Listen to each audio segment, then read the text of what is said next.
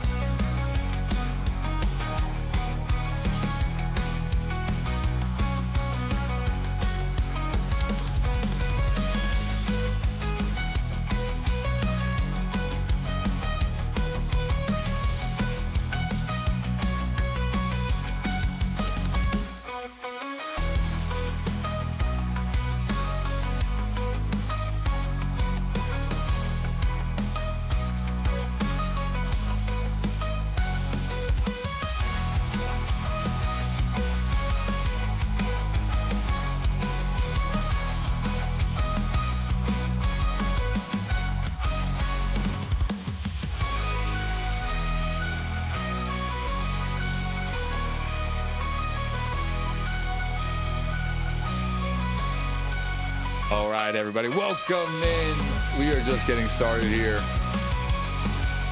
for the P4 Esports Battle presented by Player X. We're at the E6 Gaming Arena at Six Flags Fiesta, Texas. Getting into we're gonna go right into some Smash for you guys as Ohio State will be taking on Texas A&M. Ohio State 3v3. This is going to be a 3v3 team match.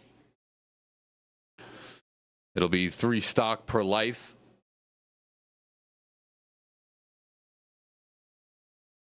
Looks like it'll be a quick button check.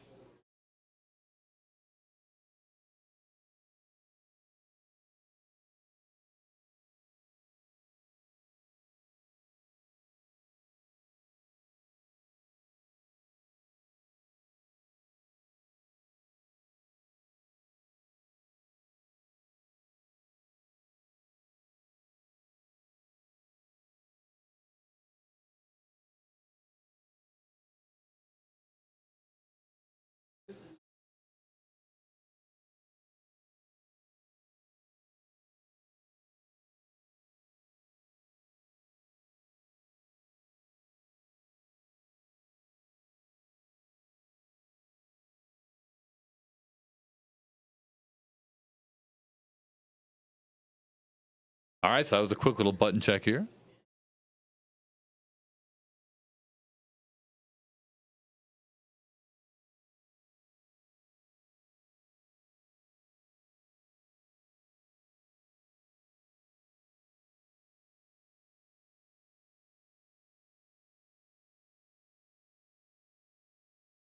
As a solo battle here for the P4 Esports competition. It'll be Sephiroth taking on Roy. So Ohio State Case James taking on the drink.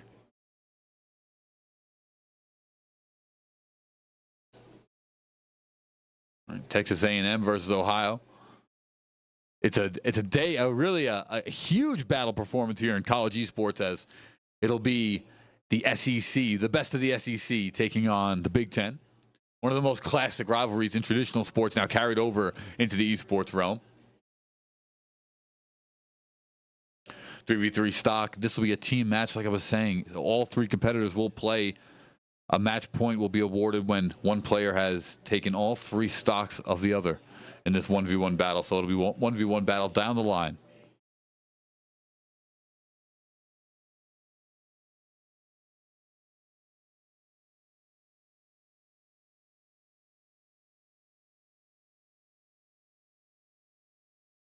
Ooh, Case James sharking that left ledge here as we're starting on the small battlefield.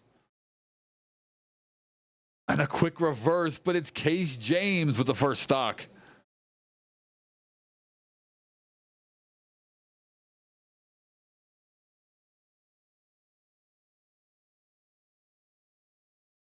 So far, the drink hawking that right side here with Roy. Nice fair there, just to keep out of range. But Sephiroth, longest reach, one of the longest reaches in the game. One of my mains as well, I can't lie. One of the better characters in the game. All right, and so far, it is Sephiroth that needs to return to form. But oh, a great bear right there. And so far, the drink playing that right ledge perfectly, and it'll be 2 stocks apiece. The drink, nice comeback. Only 54% on him as, once again, he's played fantastic. Close shield break, but a punish from Sephiroth on the back throw. Look at that Sephiroth recover. Nice up B. Gets back onto the ledge, but it's Roy. Swarming is the drink.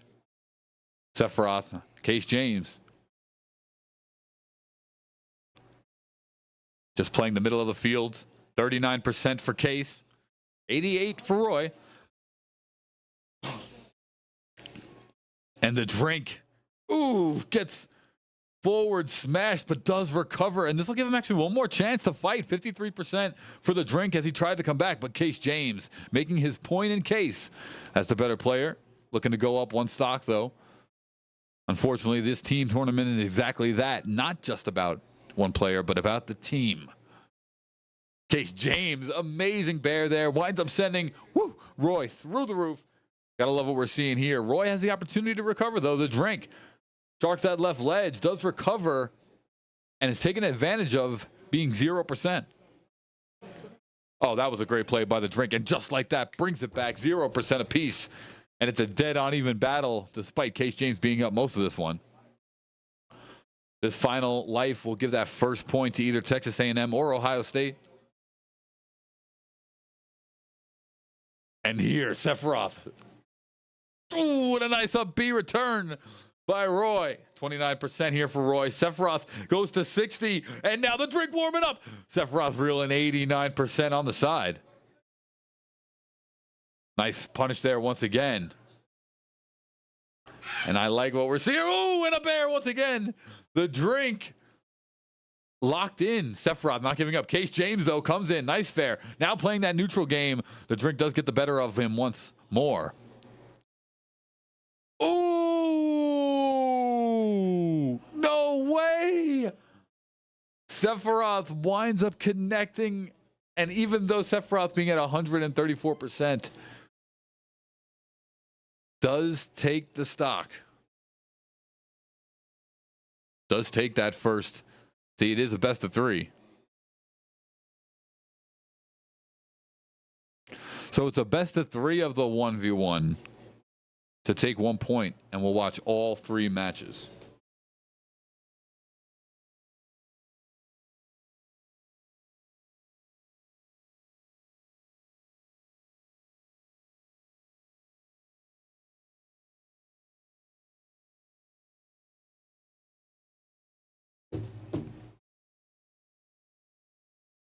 All right, so now we're starting to get warmed up here. That first point going over to Case James. That was such a close set. And the drink starting to warm up consistently. So it is the best of 3.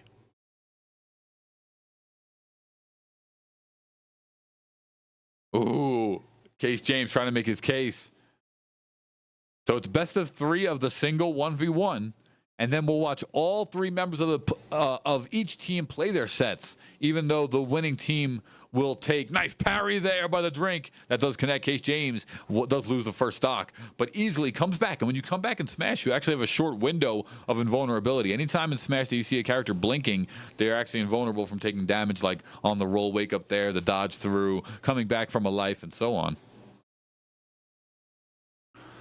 So right now, the drink sitting at 125%. He is up a stock and has taken 63% from now 76 from Case James.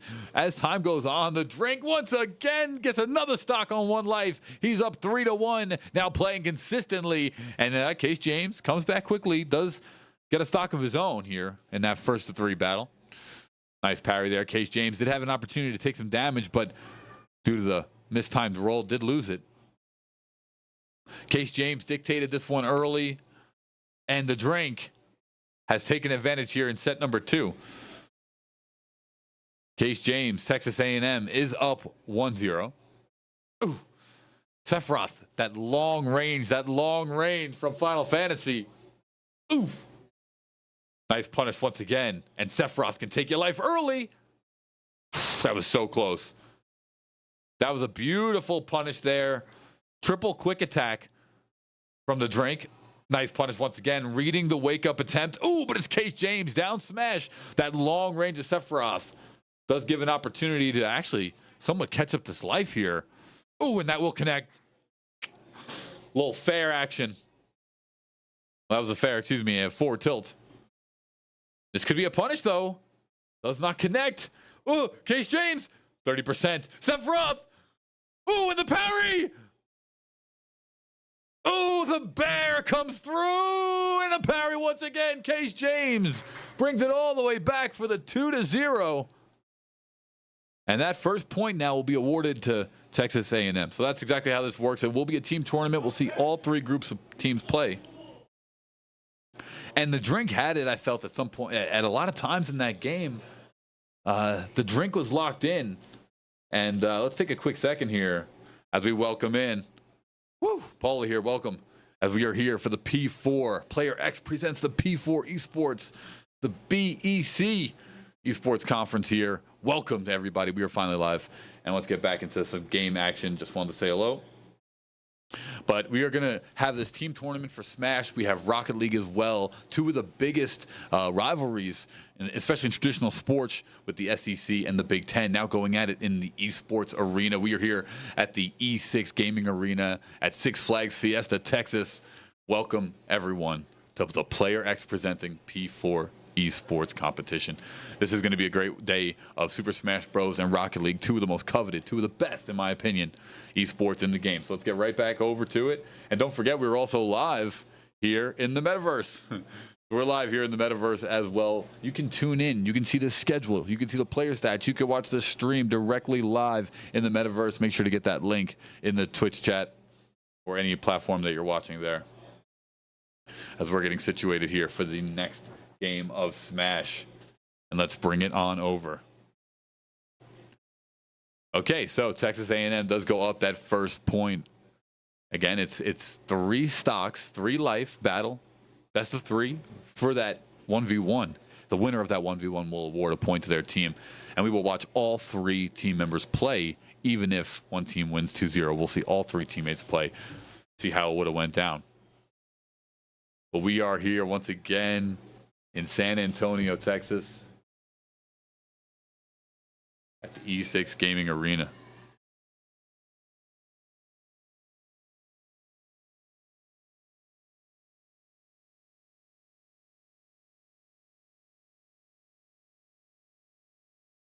All right, welcome. Are we finally ready a little bit? Can we get going a little bit? All right, we're here at the E6 Gaming Arena. We're in San Antonio, Texas. And we're going to have some Super Smash Bros. Ultimate.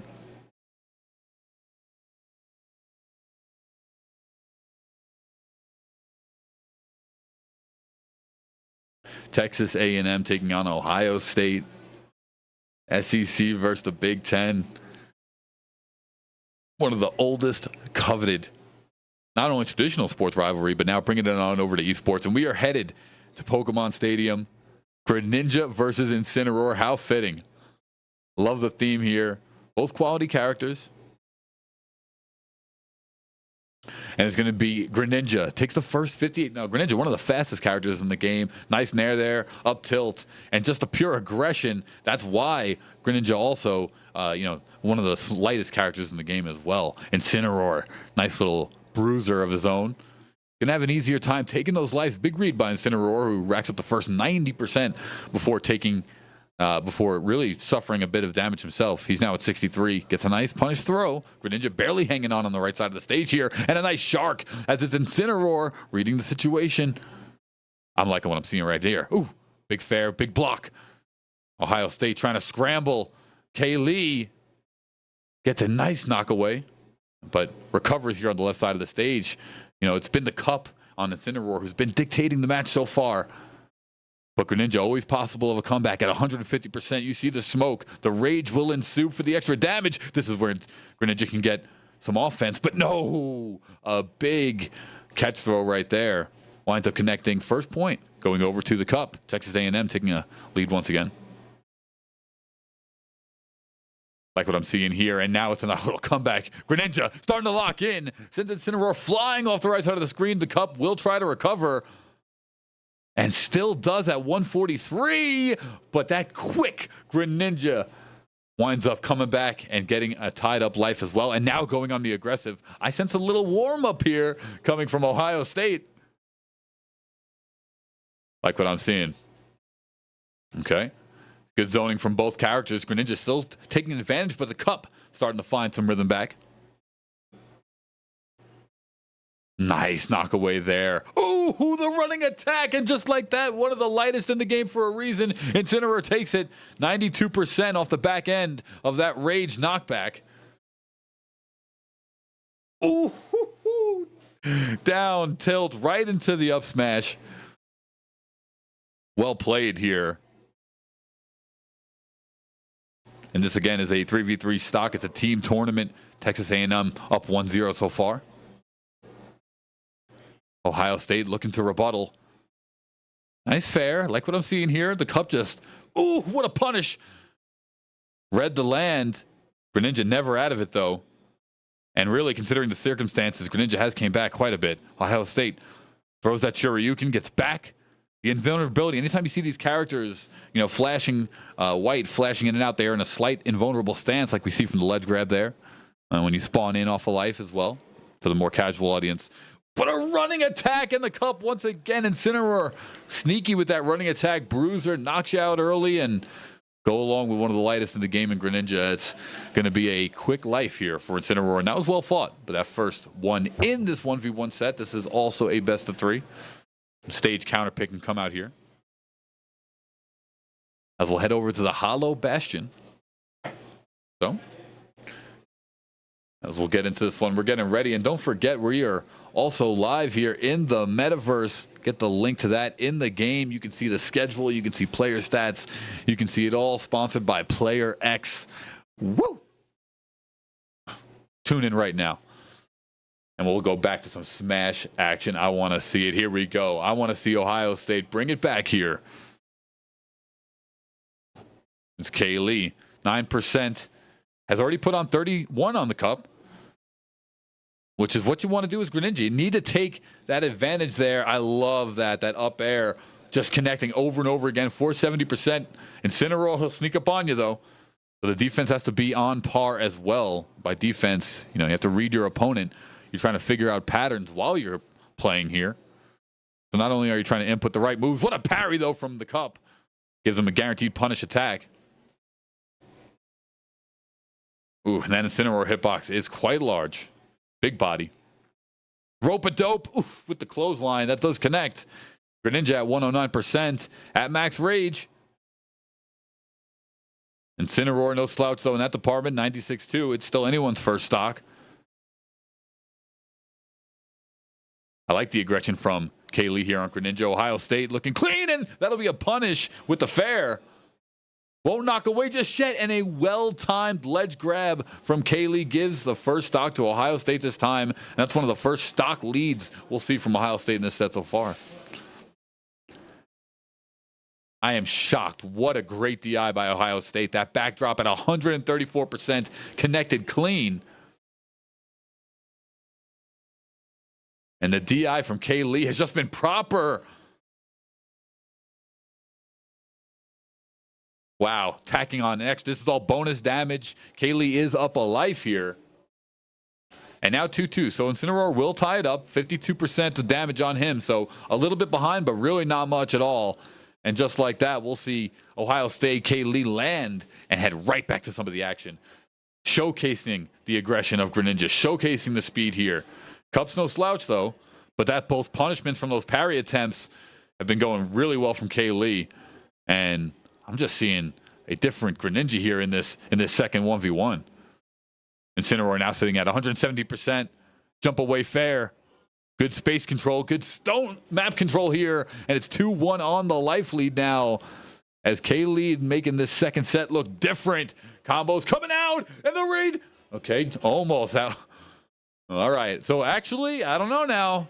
That's a little bit of a risk. Did go for it. It could have paid off, but it'll be a fresh stock life now for K-Lee. Those up airs have been haunting the cup. Taking advantage of the slower status once again. 2 up airs back to back. That's been 5 out of 6 or 7 attempts so far. And K-Lee at 18% is juggling away, looking to finish off this second 1v1 and keep Ohio State in this game. On the back of K-Lee, make it a t-shirt. All right, Shoryuken. He threw that Shoryuken from some zone control. Cup can still get back into it, too. Don't be no slouch here. Bruiser, 131%. Rage, Incineroar. Got the backdrop. Tons of priority on his moves. Just like that. Look at that. Just like this. Just like this. Just like that. Just like that, but also not like this. It depends what viewpoint you're looking at it from, but wow. Texas A&M with a roller coaster performance. See what I did there? Roller coaster performance. Can't believe it. Well played. Well played. I mean, Ohio State, K-Lee was just warming up. Just the aggression was so on point. That was such a shock. I was for sure it was over. Never underestimate the rage. Rage in Smash Bros. Gives you extra damage a little bit and a fraction extra knockback. And you incur more rage the more damage you take. So it all comes back to how you play. You know, because the more you DI, the more you stay on the screen, the more you stay on the game. And the more rage you build over time, which allows for comebacks like that as an opponent is, you know, maybe 70, 80, 90, a lot lower in percentage life. It gives a comeback opportunity. Okay, so this has been fantastic here. We are at the E6 Gaming Arena. Welcome, everybody. Woo! Paulie Hype here on the mic. And once again, we're live in the metaverse. You got to check it out if you have VR. If you want to watch the most engaged platform, most engaging platform to watch the stream at, in my opinion, is in the metaverse right now. So really excited for it. But as we are setting up that next game, like I said, we're here at the E6 Gaming Arena. We have Super Smash Bros. Ultimate and Rocket League on the docket. I'm Paulie Hype. I'll be your host and commentator here for these 2 games today.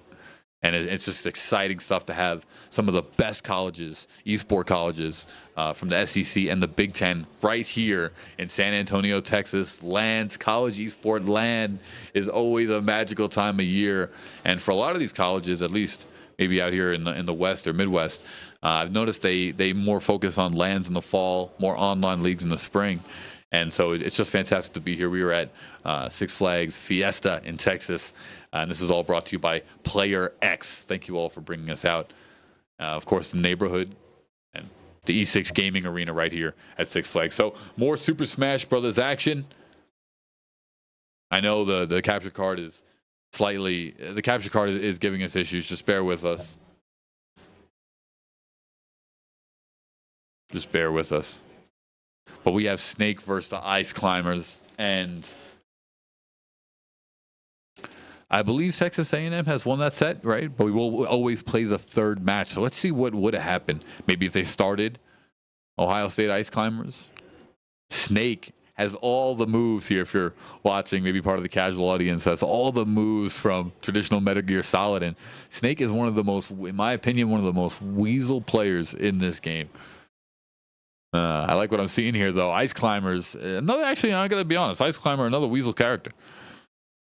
You're 2 characters in one. Oh, but a raid grenade to kill one. And we had the mortar to take out the second. It is a quick life, elimination, and also Snake. Surprisingly, one of the heavier characters in this game. I could be wrong. They might have dropped him in the mid tier, but traditionally, at least when he first came out, he was always heavy. I'm sure I'll get a correction on that. But here, 98% for El Scorcho. I love it. Great name. Going against Uppish here, we are on that mid-range Pokemon Stadium, and don't be fooled. Even at 50% with the rage of the 132 from Scorcho, this could be a knockout right there. Stuck on the ledge. Good block. El Scorcho's defense has been fantastic so far.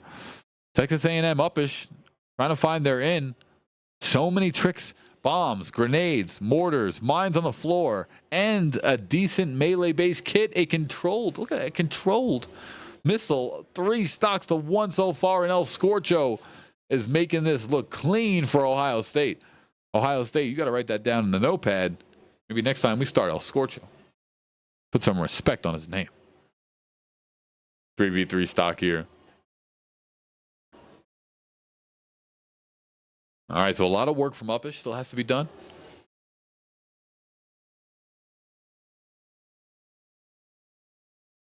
El Scorcho racks up 40%, so the work's coming out so far. I like what I'm seeing. Uppish only on 10. So it does get knocked off the stage. Quality recover by Up. Oh, wow, what a parry by El Scorcho. But that's the thing, those 2 characters. These guys are weasels. Nice ice setup, but that's a 2-in-1. Has been for the longest time in Smash Brothers. You get one, you get both.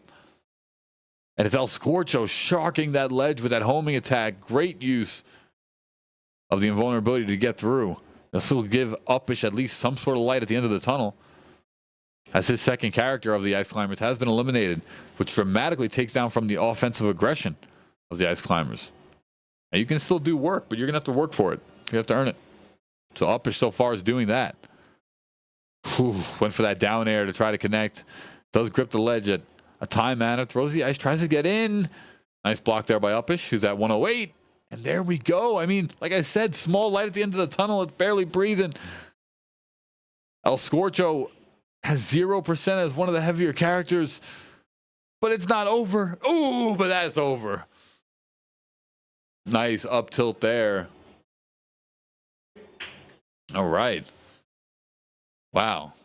Ohio State, put that in the notes. Put some respect on El Scorcho's name. Starts first. Yeah, we have some amazing games headed your way here, not only in Super Smash Bros. Ultimate, but also Rocket League. And today has been so fantastic. It's a perfect day. Nice weather here in San Antonio. There's a quality vibe here at Six Flags Fiesta in the park. And everyone that's come in or witnessed the Six Flags Arena. And again, I'll show it to you all while we're waiting. But again, it's behind me, and this doesn't do it justice because there's a glare on the mirrors here. But they have about 50 gaming stations, all for the E6 Gaming Arena, and it's just a very nice quality vibe, very colorful. These desks right behind me here, they have wireless charging on the table, so big fan of that. But let's get back into the game now as we head back over to Smash. And this is now the second match. So if I'm not mistaken here, Texas A&M did win the first 2 sets, so they will win 2-0. But El Scorcho looking clean on the Snake from Metal Gear Solid. But now the second, you know, in FGC, the first set's always a warm-up. That's just how it goes. The first set's always a warm-up.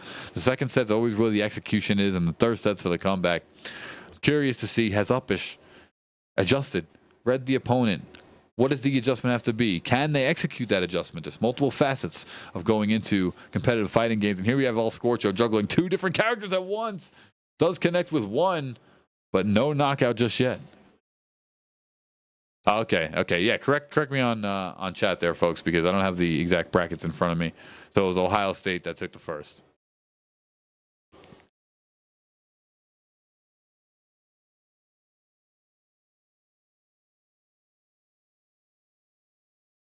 All right, so 3 stock apiece here. 156 for Uppish. Nice block. Doesn't get the full punish with all 3 kicks, but that was a nice block punish once again. Ooh, what a dodge. And Uppish takes the first stock this time. Right back rebuttal. Big rebuttal by El Scorcho. And Elpish is clearly playing better. Clearly playing better, more warmed up here. We see it, much more fluid play. Nice running attack there by El Scorcho. Oof, right into the missiles. They're homing attacks. You control them with the right stick. Into a running attack, and El Scorcho is sharking this ledge perfectly. Gonna get another stock once again. Ohio State versus Texas A&M. The stream is up. We're getting going a little bit more at a time.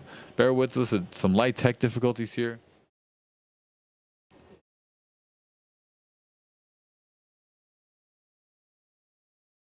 Okay, so Uppish has a lot of work to do.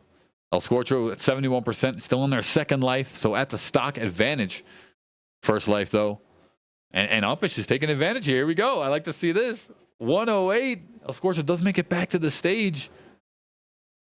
Both Ice Climbers will stay alive. Those homing missiles have been a nightmare so far for the Ice Climbers. Ooh, the up tilt once again connects on both Ice Climbers, and El Scorcho takes the set. Well done. As Snake winds up taking it.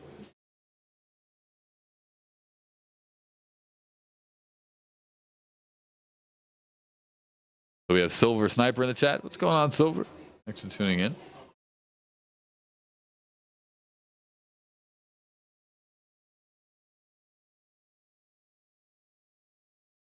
And we are live at the big esports conference here in San Antonio, Texas at the E6 Gaming Arena at Six Flags Fiesta. All right. This has been a quality day so far. Just hanging out, loving every minute of it. We have more Super Smash Bros. Ultimate action coming up, so don't go anywhere. When we return, more gaming right here at the E6 Gaming Arena presented by Player X.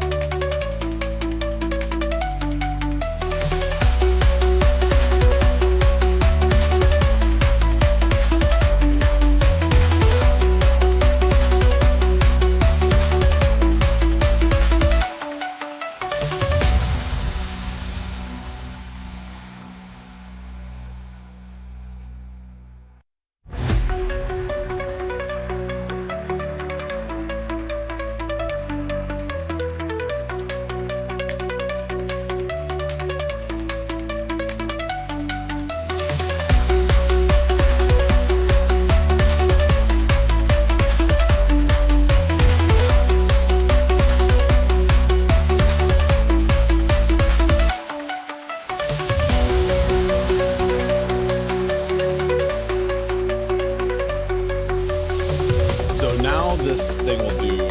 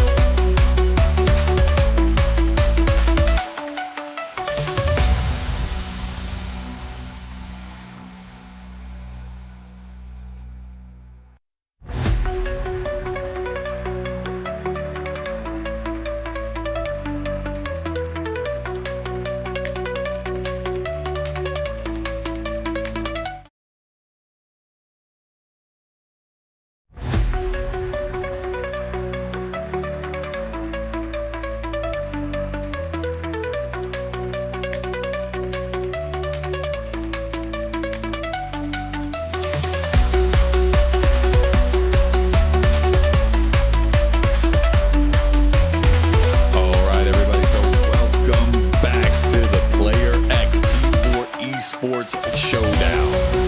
It's, of course, the SEC taking on the Big Ten. And we're at the E6 Gaming Arena, set by Coca-Cola, at Six Flags Fiesta, Texas. And you can watch us here in the Metaverse live at the neighborhood. And we are, of course, streaming on the Big Esports Conference YouTube, as well as Neighborhood Esports on Twitch. So all that exciting stuff here. Once again, welcome in Paul Lee Hype as we are here for the Player X. This is the P4 Esports Showdown. SEC takes on the Big Ten. I'm your host, commentator Paul Lee Hype, and we have so much exciting Rocket League coming up next. Smash Brothers later on in the docket, but Rocket League now. So we are getting ready. The players are loading in, and we are going to get right into some of this amazing Rocket League action on this wonderful Saturday here in San Antonio, Texas. And here, I want to show you guys something. That we are live right now in the Metaverse. So whatever you see, the stream is viewable inside the Metaverse. You can see player stats. You can see the schedule. You can basically have a full-on viewing experience right inside the Metaverse. You can check out that stream link right there in the chat. So welcome to the E6 Gaming Arena here. We're taking a look at some of the teams here as they're loading up on the docket. Both players, 6 players here, will be a 3-on-3 format. We'll get ready here.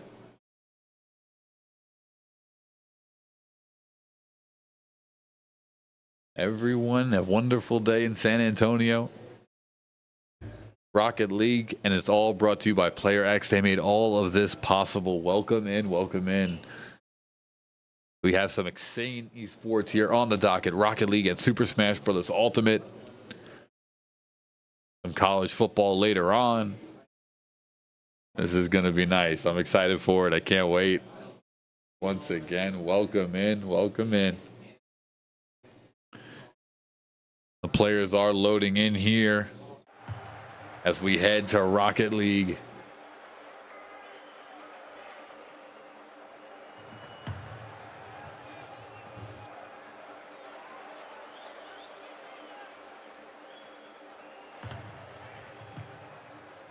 Okay, so I'm taking a look here at the rosters as we have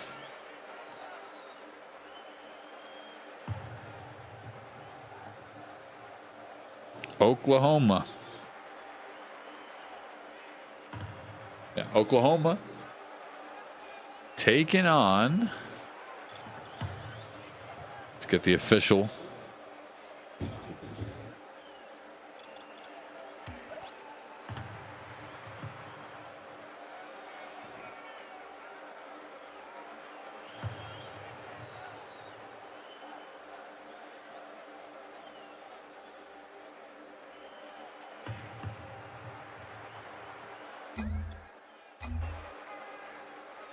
Okay, so I'm excited for it.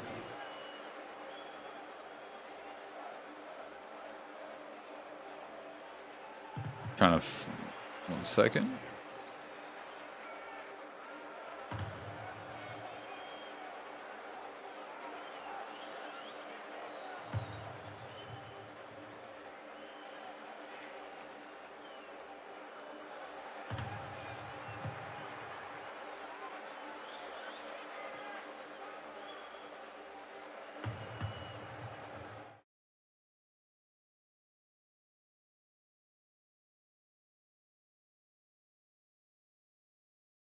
Take a look here at Oklahoma. Cool, calm, and collected as they await their Rocket League opponent.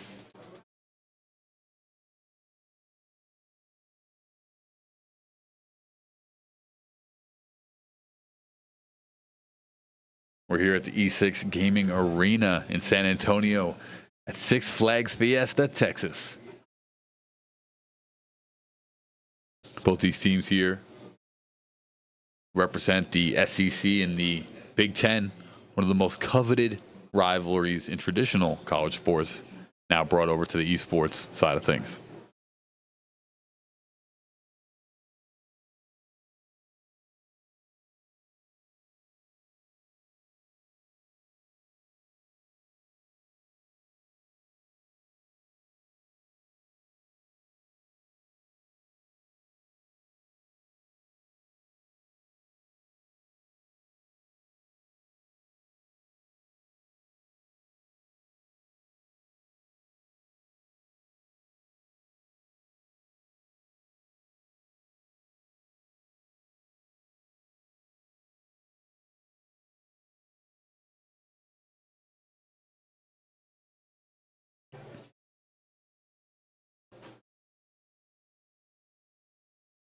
Okay, so it's to be Ohio State taking on Oklahoma.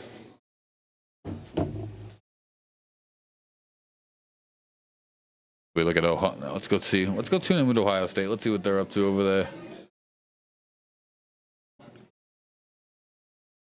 Oh, Ohio State.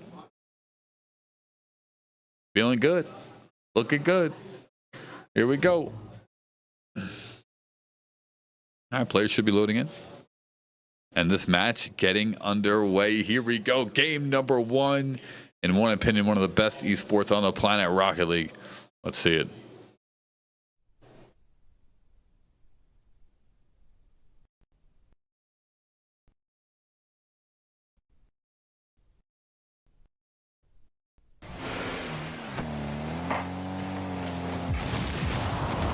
All right, so here we have Oklahoma taking on Ohio State. It'll be CJ Shiny Cosmo representing Ohio State, taking on Dom, Pay, and Will from Oklahoma University, OSU, Ohio State University, as it's One shot there by CJ. And CJ playing a nice defense over the midcourt here. Bounced off the ceiling. It is in Oklahoma's red zone right now, but a nice kick flip out. Will trying to hunt down that ball. Go over to Dom. And a nice pass. Ooh, but interrupted there. A blow up on the field. A crash will take one player out the game for a couple seconds to respawn, but it will be an advantage. This is a best of 5 here. We're in game 1 of OU versus OSU. All right, so along with side with Cosmo, that ball does get broken up. Oklahoma on the defense. Will heading up all the way to the top of the wall. Nice transition over the midcourt from the ball here, but it's Ohio State keeping that pressure on. Oklahoma had to play defense for most of this first game. Okay, so that ball looking to cross over the mid-screen. 3:34 left in this one. Game number 1, best of 5 situation. Cosmo here from OSU. Just playing back there is CJ, that mid-game defender. Big goalie breakup there once again by OSU. And both these teams, game 1, playing somewhat even paced, even keeled. Ball has stayed around midfield more so. But a big juggle here, but that ball does get broken up. OSU tight on the defense so far. As the ball bounces across, staying up in the air. These are when the most high velocity plays come. Nice double bounce there. Oh, and what a shot there on the OSU goal. As Oklahoma, smelling blood in the water, but quality defense by Ohio State. Will air bounce off here. CJ mid-screen will be just wide. 2:27, still plenty of time here in Rocket League. Goose egg though for both teams. Nice angle shot there. CJ playing those walls quite well. Both teams have had their share of defensive stops. OSU has an opportunity here against Oklahoma, but a nice vertical bounce there by Will to break that shot up. Shot of the goal will be a little bit high here. OSU had a look, was unable to convert.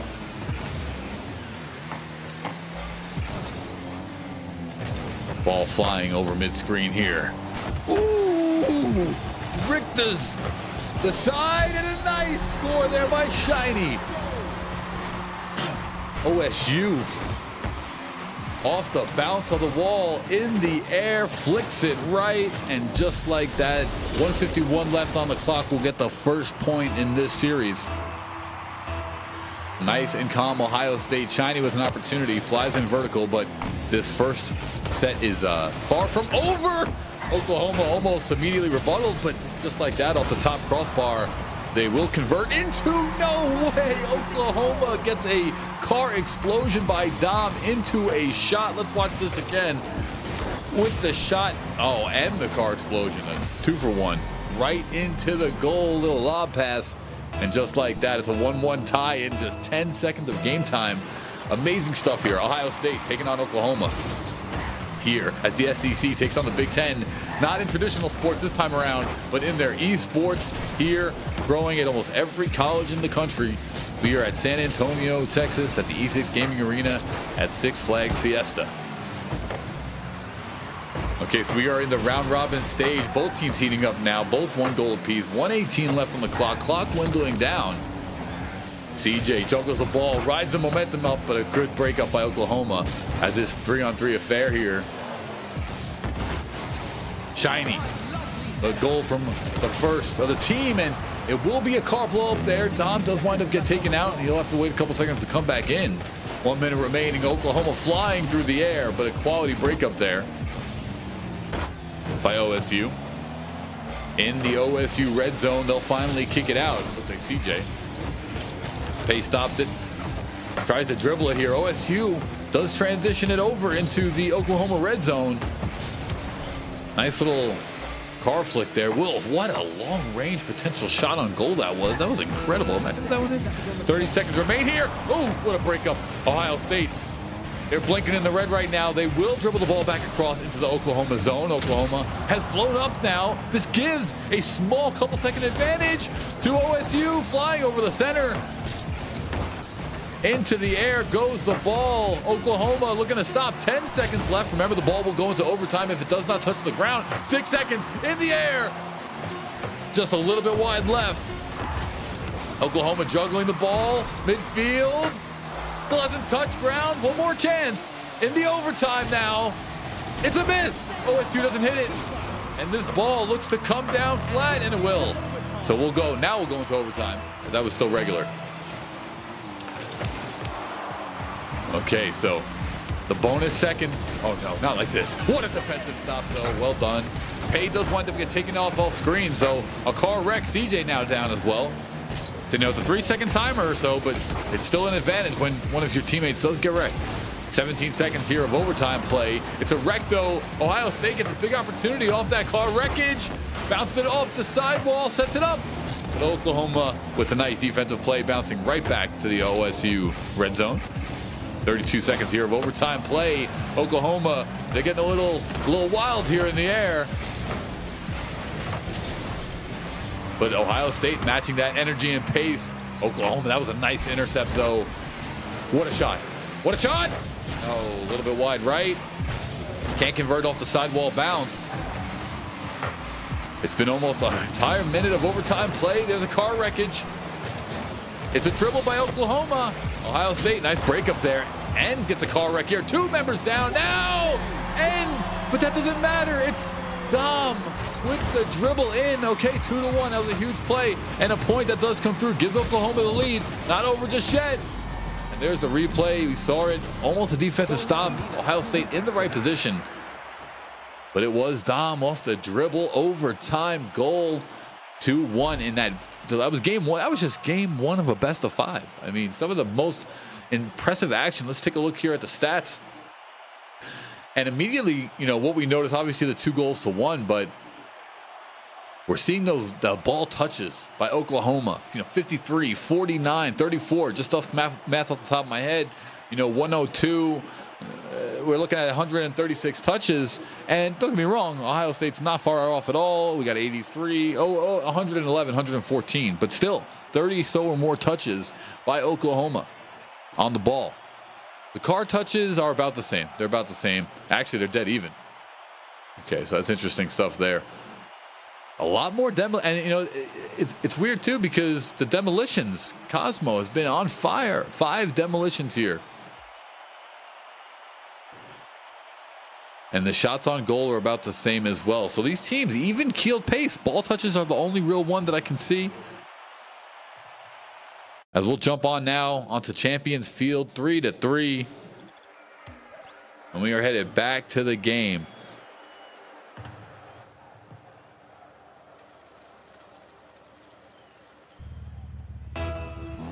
Okay. Rocket League game number 2, OSU and Oklahoma. 5 minutes on the clock. Let's run it back. After the adjustment, what a breakup by Oklahoma. That was such a clean dribble by Ohio State. I thought that was going in for sure off the vertical shot, like a bird's eye, like an eagle. Like an eagle. 4:41 left in this game number 2 as we just started. CJ, nice air bounce there. Does wind up vertical, stopping the ball, keeps the ball in the red zone for Oklahoma. And that's what you want to see. More shots on goal. I like this. Ohio State's coming out looking more aggressive. So Oklahoma does touch. Cosmo's been all over the place. We're seeing Shiny as CJ just gets taken out for a second. Shiny playing a lot more aggressive too. Ohio State swarming so far.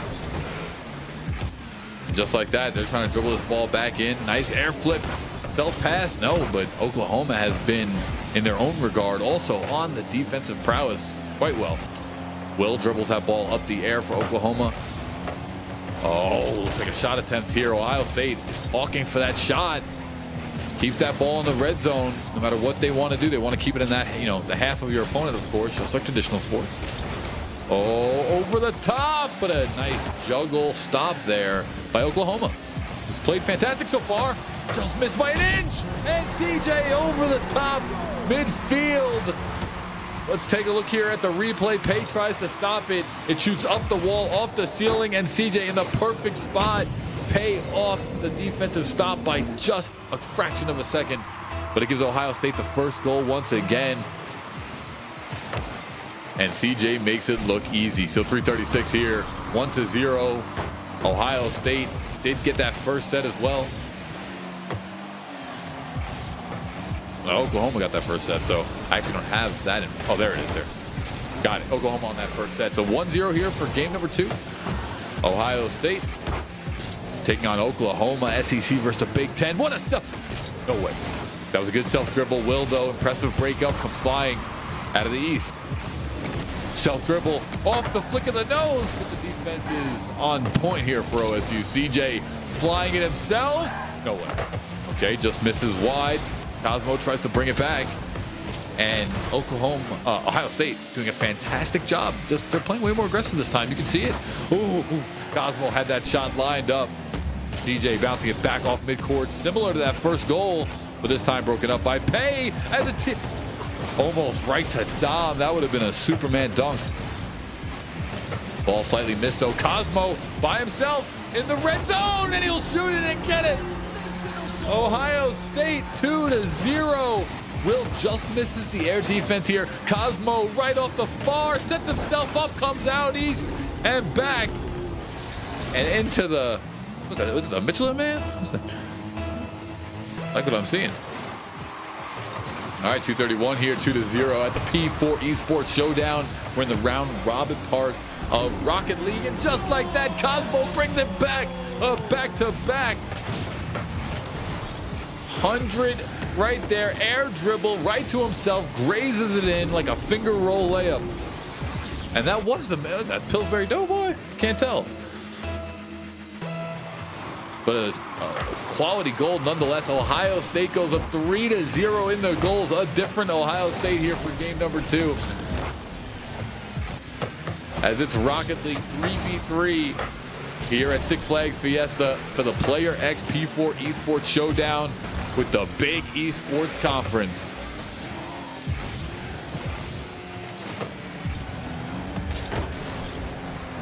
All right, so that ball gets sent flying here. Cosmo barely misses it. That goal was a layup. I mean, a random shot, but that almost did go in. Oklahoma needed that one so bad. They are up 1 game, so losing this is not the end of the world, but we're just seeing a swarming Ohio State on offense, relenting, rather. Off the top. Wow, what just a near miss here from Ohio State, looking to score their 4th. Oklahoma yet to get this in. Cosmo's been all over the place this game here. CJ been playing that quality midi at midfield. Cosmo, nice defense there as he'll knock the ball away. Off the ceiling, goes for the down dribble. Will from Oklahoma with a breakup. But as the energy went down, Will with another one, and again saves the ball. 3 saves in a matter of 10 seconds here for Will. Fantastic stuff. Love what we're seeing. Dom of Oklahoma winds up getting in touch too. Pay. 48 seconds left. Ohio State looking to tie this one up. Does get shot over the goal, and will find the first goal for Oklahoma. It might be a little too late. There's just 43 seconds left on the clock, but remember, this is a best of 5 here. Ohio State University taking on Oklahoma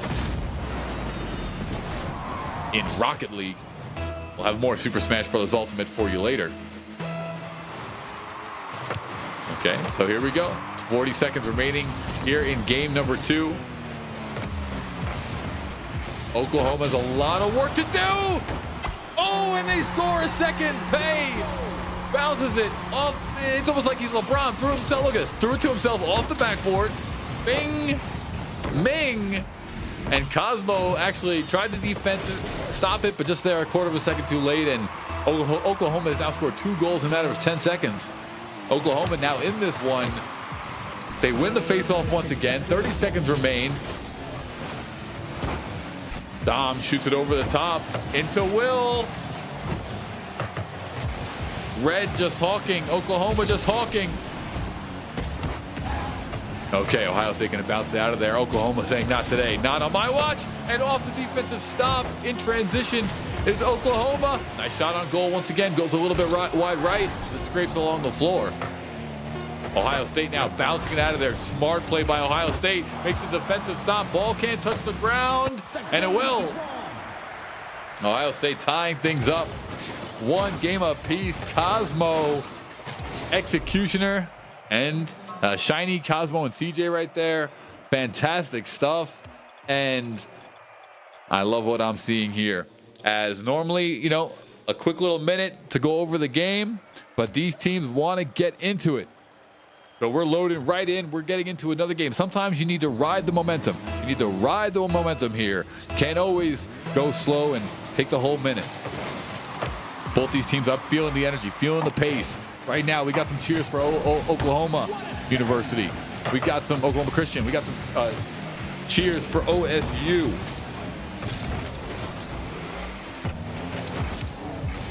Okay. So fantastic stuff so far. As we take a look at this next one. Sorry, Oklahoma University. CJ, so 4:30 here, game number 3. Remember, it's a best of 5. So the first team to win, this could go as many as 5 games. It could go as little now as 4 with 1 game apiece. And this game 3 will be a huge game for both schools. CJ tries to knock it in off the tail end of Cosmo's pass. Cosmo bounced it off the wall in front of the Oklahoma goal, but Oklahoma knocks it away. Shiny now dribbles it up the right-hand side, playing aggressive over the top. In the corner, bottom right, as CJ bounces it off. Center pocket. Let's take a look here. Goes over the top, uses his boost to get off the ground, and just like that, right on the nose, snipes it. Bottom right corner there of the goal. Ohio State once again gets that first goal here in game number 3. 3:56 left in this one. We're at the P4 Esports Showdown here at Six Flags Fiesta. Don't forget, we are also live in the metaverse. Make sure to check that out. I'll show it here after this game. 3:44 left. Mid-match, Oklahoma University taking on Ohio State University here. SEC Big Ten action. All right, so that ball does stay in the air, starting to pick up some velocity. Nice backflip there from Shiny. Tries to just keep it in the red zone of Oklahoma as he does. Shiny once again now dribbles it. Slow approach, and just like that, curveball, little lob pass over the top.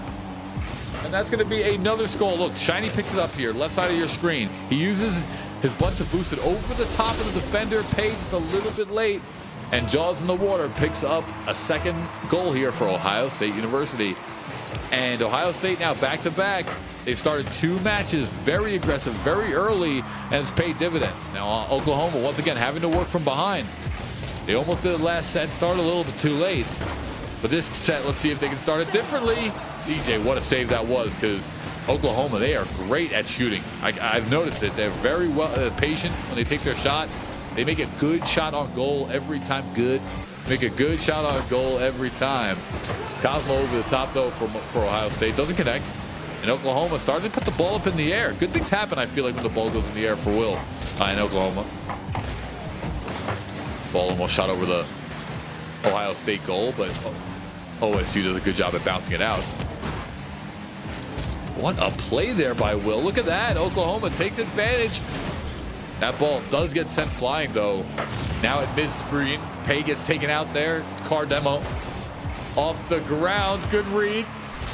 I love the vertical bounces and jumps in this game. It is so much fun.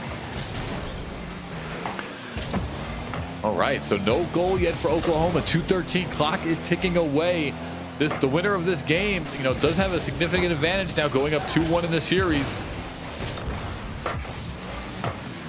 Shiny. Okay, nicely intercepted, though, by Will of Oklahoma. Under the 2-minute mark, it'll be an air bounce here. Will has set his team up multiple times, doing that same strategy. Ball in the air. Dom over to Will.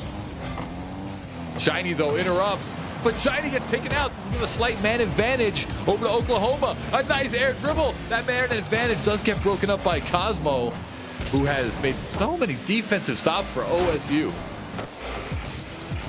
Cosmo really sticking out here. Dom does get taken out from Oklahoma, giving a slight man advantage to OSU. CJ bounces it, keeps it in the red zone here, but Oklahoma passes it far back. Cosmo lining up for the defensive stop, but Will keeps it moving, bouncing over the top of the goal. CJ, nice job air deflecting.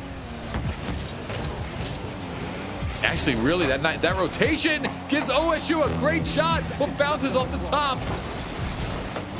Does not go in. And now leading in transition is Shiny with the air juggle and leads it in on the underbelly of the car. Look at this, bounces it in the air, winds up dodging one member of Oklahoma, and just like that, tap it in. You just gotta like tap it in. A little tap, tap, tappy. Just exactly like Happy Gilmore says. Ohio State 3-0. And have come out looking like a completely different team. Hyper aggressive here. What the? Oh, just like that, almost tacked on a fourth. Coming right out of the face-off. And Oklahoma, Oklahoma did take that first set. We can't count them out. It almost feels that Oklahoma has been the one to play reactionary. They haven't been able to dictate the pace as much as we saw in that first set. And Ohio State has really been able to capitalize, just looking like a complete different team the last two games. And it's hard to say in just 20 seconds that Oklahoma will be able to come back. I'm not counting them out, but now I am. 4-0, 18 seconds left, and Ohio State don't walk away with this one. Let's watch the replay here. Flies over the center. Cosmo. What? Just changes the camera mid-air. And just a little shot off the top right passenger side door of the car. 16 seconds left here. 4-0 Ohio State leading dramatically. I'll give credit to Oklahoma for not giving any quit, though, even down to the final seconds. But Ohio State will walk away with this one. 2-1. Now, the next time the ball hits the ground, it will be a stoppage. Both teams here will try to make that not happen. The walls do not count, and there it is. So, Ohio State taking that game 3. They're up now 2-1. And let's take a review. Let's take a big review here as we take a look at the leaderboards. And look at those ball touches for Ohio State. They've gone up dramatically. They're now sitting up around 120, 130, and they've taken away some ball touches from Oklahoma, who's now fallen under that mark. So that's really where the change has been, as both teams are ready. We'll get into this next one. Game number 4. Ohio State looking to walk away with it. Ohio State so far have played well.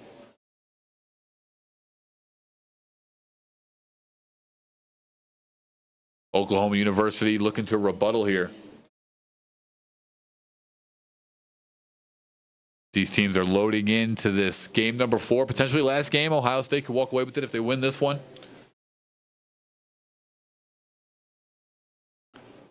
Ohio State, them Buckeyes. CJ, Cosmo, and Shiny. They've played pretty good. I will say that. I was slightly hesitant after that first game there, but those next two have been fantastic.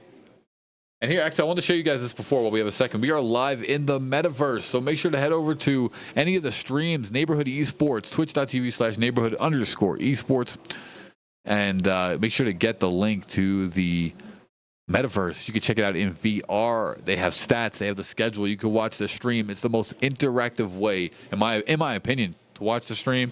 We're also live, of course, at the big esports conference on YouTube, as well as Next Talent ESP on Twitter. So make sure to tune us in there as we're getting this next game set up, potentially final game of Rocket League. It's 4:09, so it was that first goal right there. Sorry about that, I was a little late. Okay, so game number 4 has started here. It's the first goal for Oklahoma. That's what I like to see, battling back. Now let's see how they change things up here. Will off the side glass. Pay. Will over the mid screen. Does wind up connecting it. And little interactions like that where both cars are headed for the same ball. One team comes away with the better shot, better advantage, bouncing off both cars. Helps so much. Good defensive stop there. Will has been all over, playing real full court midi here. Look at this. Snipes it over the top. Almost self-passes to himself through traffic.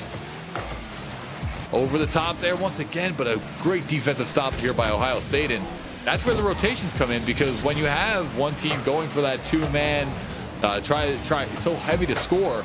That's when it gives a transition score opportunity in for the other team that just defended you. So off the wall it goes, ball hanging around the red zone of Oklahoma. They are up 1-0. That shot was nice by Dom though, sending it right into danger zone, coast to coast. Here Oklahoma over the top, but it's OSU with the defensive stop here. Pay bounced it along the side wall. Shiny gets the best of it there, over to Cosmo. Ball around that mid mark. Now towards the Oklahoma goal. Hey, to Will. I don't know if he meant to make that bounce there. Cosmo here, and OSU. No blood in the water. Nice bounce shot, and CJ will knock it in. Tie things up 1 apiece. I do like what we're seeing from Oklahoma in terms of pace this one, but let's just admire this shot while we can. CJ off the bounce there, off the backboard. Bottom right corner, and we've seen that shot from CJ a couple times there. Goes to that bottom right corner. 2:41 here, game number 4. 1 goal apiece. Will now, let's take a look with Ohio State. CJ over to Dom. Pay gets a shot as well on goal, and I just like the touches. Oklahoma keeping the touches up on the ball. It gives you more shots on goal. As Ohio State does dribble it into the Oklahoma red zone, Oklahoma responds immediately. Pay knocks it off the ceiling here. Goes for a long-range snipe. Good stop there by Dom, however, from Ohio State. This ball in the red zone big time. Yes, off the ceiling, but we'll get defensively knocked out here by Shiny. Ohio State looking to find their second goal. They win this set, it's over.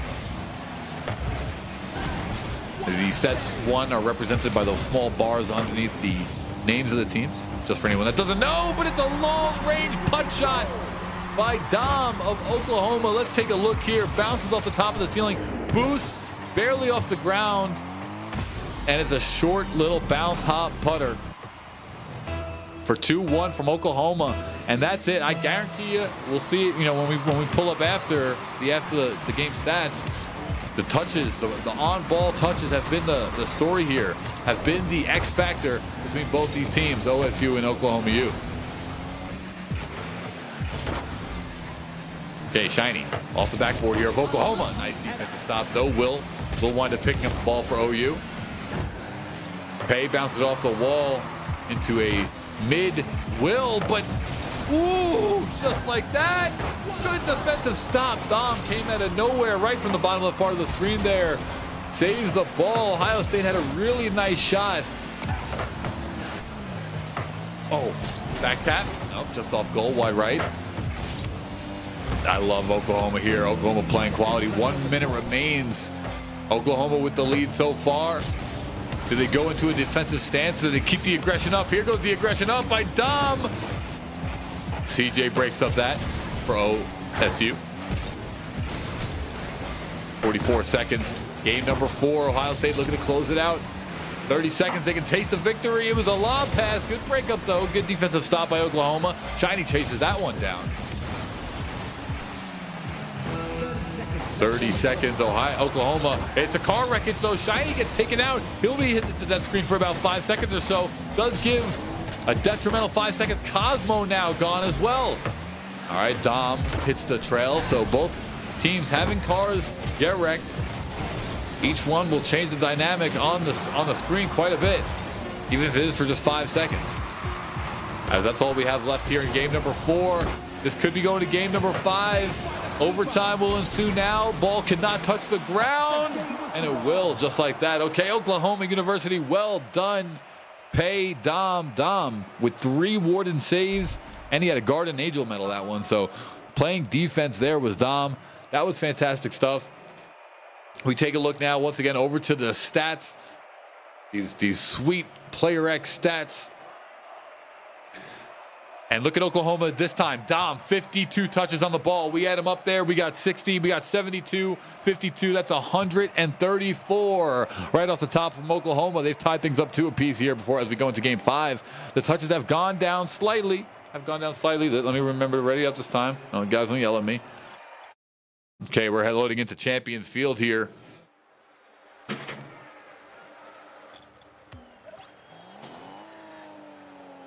Okay, Oklahoma's Dom, Pay and Will take on Ohio State's CJ, Shiny, and Cosmo. 2 games apiece. This is what you live for. Just like Game 7 in sports, it's Game 5 in Rocket League.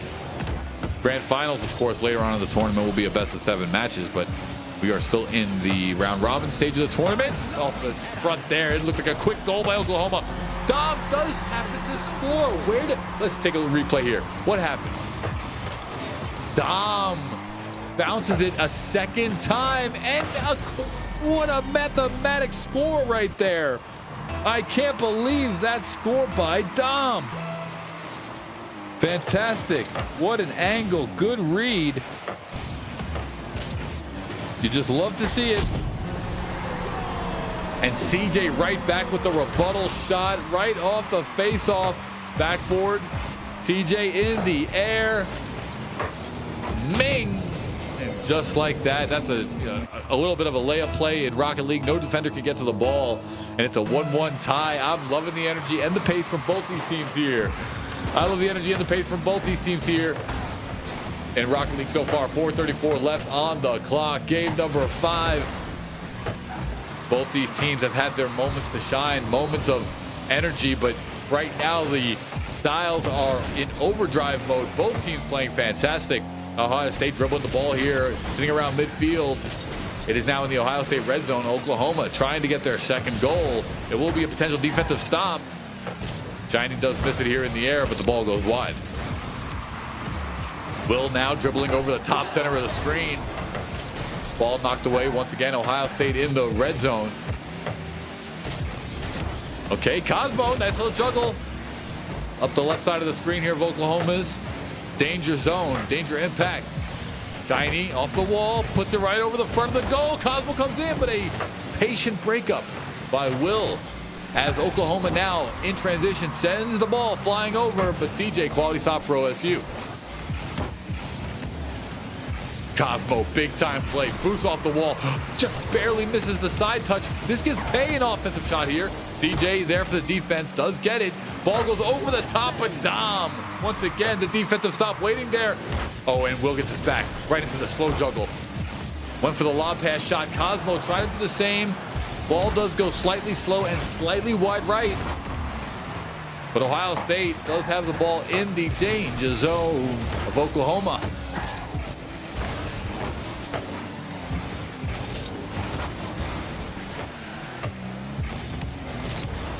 Looking clean. Dom now looks for a shot, playing defense and offense, two-way player here. But Cosmo grabs the ball, yaks it, keeps it in the offensive. It's flying. Lob shot over the top middle. Oh, just wide left. Ohio State trying to get this ball in movement once again, and it will. Pay, though, breaks it up. CJ comes out of nowhere, and the rotation so far for Ohio State has been great this game. 1 game apiece, 2:29 left on the clock. Oh, Shiny. Micro breakup. Will does get taken out for Oklahoma. Shiny will go man down as well for OSU for just a couple seconds, but it's still important to note this gives Oklahoma a nice shot on goal, but CJ does break it up there. Oklahoma once again, but the defense of Ohio State has been strong from start to finish here.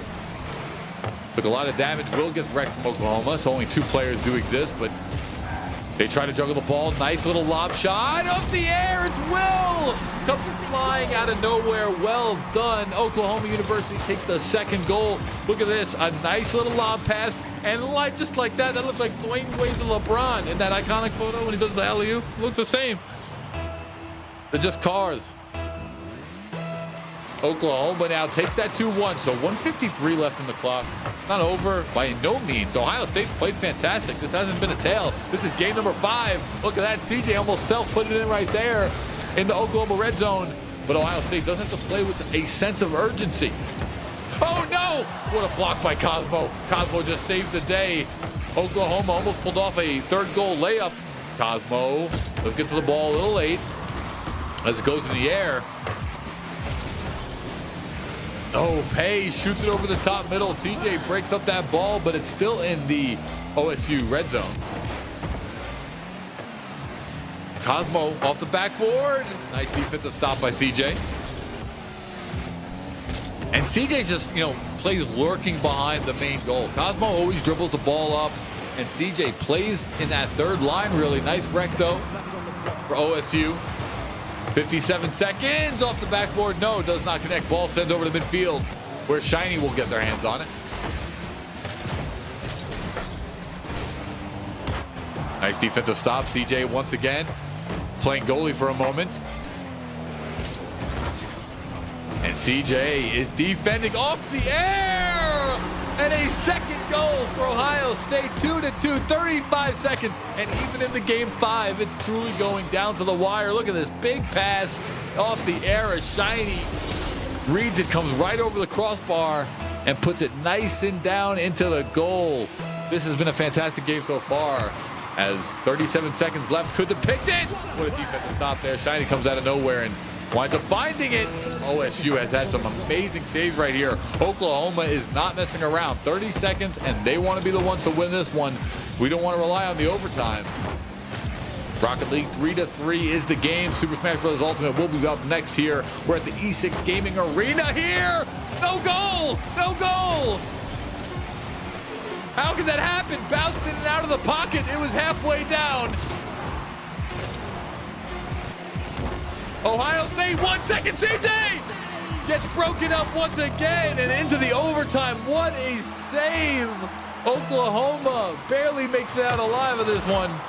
But another opportunity as we'll head to overtime.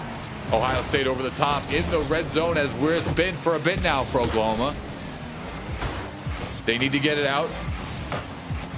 3 members now. Lob, little pass. No.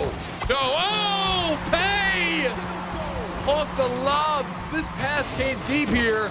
Off Pay. Boost through. Goes all the way coast to coast. Reads it.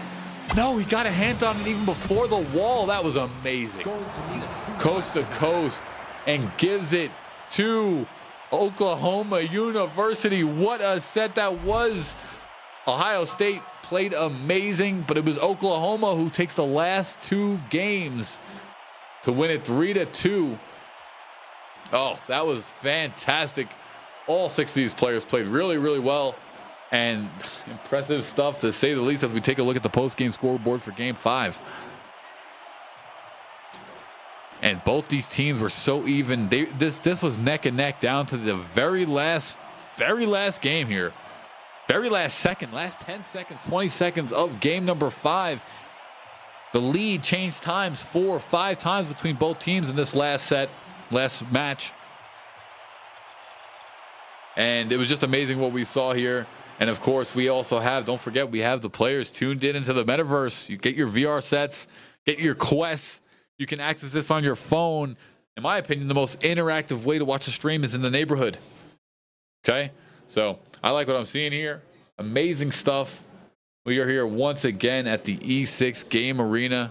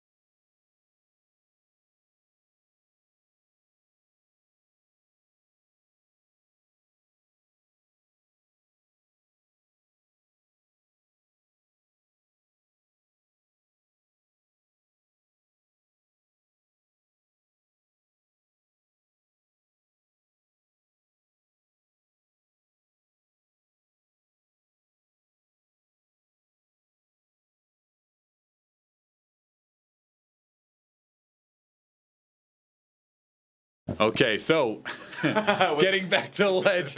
Okay, we'll do it again. Yeah. After this game. But so far, welcome back here, everybody. We are at the P4 Esports Arena, and we're playing some Smash Ultimate here as Michigan takes on Oklahoma. It'll be Marul and Dante Latte. Now, I don't know off the top of my head who is from who. I want to say Dante Latte is from Michigan. Is that correct? Yeah, we'll get. Okay. Yeah, there he is. Dante from have Michigan. Marul, Bowser from Oklahoma. OU. That's right. He's definitely at a deficit right now. But he is Bowser. Oh, very smart to release shield there. You're gonna take a lot of percent for it, but if you do shield that, you are gonna get your shield broken. So it almost seems like he almost waited it out, but so far, Dante getting the better. 144% maximum rage here on the life bar to kick away. Nice and running this is the attack. second Arsene on the stock, so there it is. Ooh, but he's gonna get the inward counter. Unfortunately, not gonna go back to ledge with that up B. Gonna get hit with that back air instead. Right, and now it's 3 stocks to 1, and Dante's in total control, and pretty amazing stuff here. Will be a grab late punish. Grab, but he's gonna get it Still get anyways. it. Forward throw just barely too close to center stage to kill there. Sure. And he's still living here at 160. And as Bowser, you're looking for kills around 80. You definitely do not want your opponent at 160. This is pretty mind-blowing, actually, that ever be in this situation. And that fair is gonna take the stock. Yeah, good stuff there. Bowser trying to block here, but so far the punishes of Dante, especially off the shield grabs, have been on point. Bowser now at 73%, and he's still an entire stock behind. And I want to say, I really like the neutral that Dante is really showing out here. He's doing a really good job getting those tomahawk grabs. Forcing him into shield with these fairs and bears, and then capitalizing on it. Yeah, and he's doing a great job. Oh, he's gonna get that. Almost gonna get the MK Leo there. Not quite. He knows that they go for the down smash. But they're going to need a lot more than that. Only 36%. Here comes the fire breath. Hey, tax on 30 right away. Good punish off the parry. Kind of a weird Arsene there, kind of causing him in a much worse position than he would have been if he just got like the basic animation that plays. But got a down air there. I'm not quite sure what happened, but isn't quite going to get the kill there. Yeah, good read though. Bowser gets back on the stage. Bowser still alive here, fighting for that last hit, and Arsene's gonna disappear right before that back air, keeping Bowser alive for yet another interaction. Yeah, one safe though. Good punish here by Dante as he winds up send Bowser flying, and just like that should do it. Yeah, the bear sends him flying and it's gone. So right there, Dante takes that first one, and it seemed like Bowser started to warm up a little bit more towards the end, but obviously Joker in control. But he seems like he started playing a little bit better towards the mid to late part of that game. Yeah, especially I really liked his edge guarding against Arsene. That's one of the main I guess difficulties with Arsene is he actually gets a worse recovery. He gets better moves, he gets better normals, he gets new specials that are just way better than what they normally are. That up B is so punishable. It has no hitbox. It's just really tough to get back to ledge with, and it was definitely capitalizing on it pretty well. Absolutely, and we saw in the back there, this match in particular gaining a bit of traction there in terms of a viewing party, as Marul here starting to get the first bit of action as we start the second set, and we're still in this team tournament. Remember, it's the first. We'll watch all 3 sets, but it'll be a best of 3 here, 3 stock challenge per member of the team. 95% here, and Dante just not coming out with the same fire, but finally starting to get a little offense as the DOT damage takes away.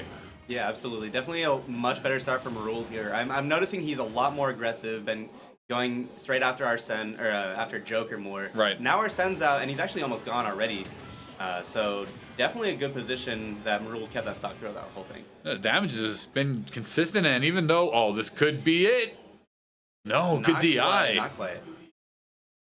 All right, 33%. Dante barely getting back, and right there is a waiting Bowser. I'm gonna guess he up smashed there. Yeah, it lagged a little bit. We saw. I was gonna say the same. Does take that 3rd stock, and it's kind of underrated when people come in with 0% life, because obviously you're probably gonna take the life as we see here, but Marul does have that rage. I talk about it a lot because random plays come out from it. That fire breath almost getting like a lot more than just that 24. Still, any extra percent here is just really good, especially for Bowser. Right. He's gonna end up kill percent is way early for him. This is gonna be a down throw here. Surprised he didn't go for up throw. I feel like up throw still combos at this percent. Maybe Yeah. Too much rage, but Slightly hesitant maybe. Ooh, good parry there. I like the way from Bowser, but just simply ready for it with that counter. Getting Absolutely. the kill. Still at 60%, which is more than, you know, just like a simple combo from Joker. Right. He does get Arsene very early too, which is also not what you want to see. Right now, Arsene's out and you're getting a lot of damage now, but he goes away so soon, and Bowser's still at 24. And this is a nice advantage here for Marul. Good combo though. Dante does wind up getting some damage out. It does have to come off the ledge, but comes back on. And right now, playing from the advantage spot, nice nairs there, just coming out as Dante trolls right there in edge guards. And all the way back to even now. You're seeing that combo game from Dante. Ooh. And he might be dead here. Ooh. He's keeping it going. The reads. Oh, okay. Wow. He gets back to stage. Finds a nice up B to intercept the back air. Yeah, that was a good back dodge out of the air too to mix up. Purely even. We're just over 1% apart. Ooh, very good fastball. And a footstool. He's not going to die to it. Ooh.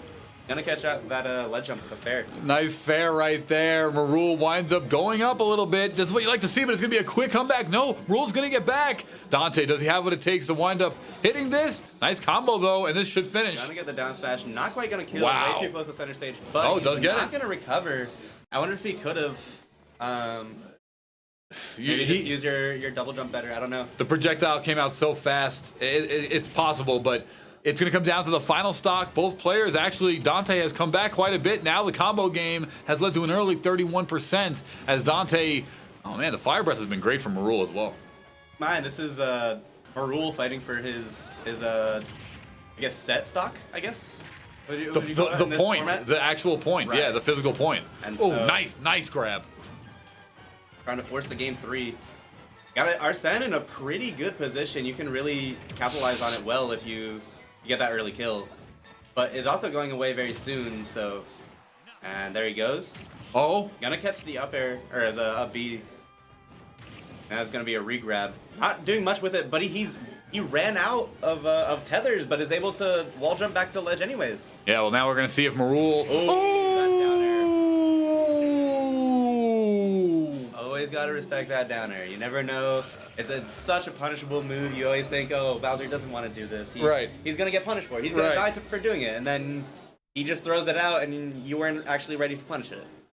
Absolutely. So well done there, as we see a great comeback. And once again, we were here. We didn't get to do it before, but Polyhigh, please introduce yourself for everyone here. Yeah. So I'm Upside Down. I'm from Longhorn Gaming. I play in the Smash team. We just threw our last set, so we're doing pretty great. But well, fantastic stuff. We're glad to have you here. We're gonna head back over to Smash and he's counterpicking to Lucas.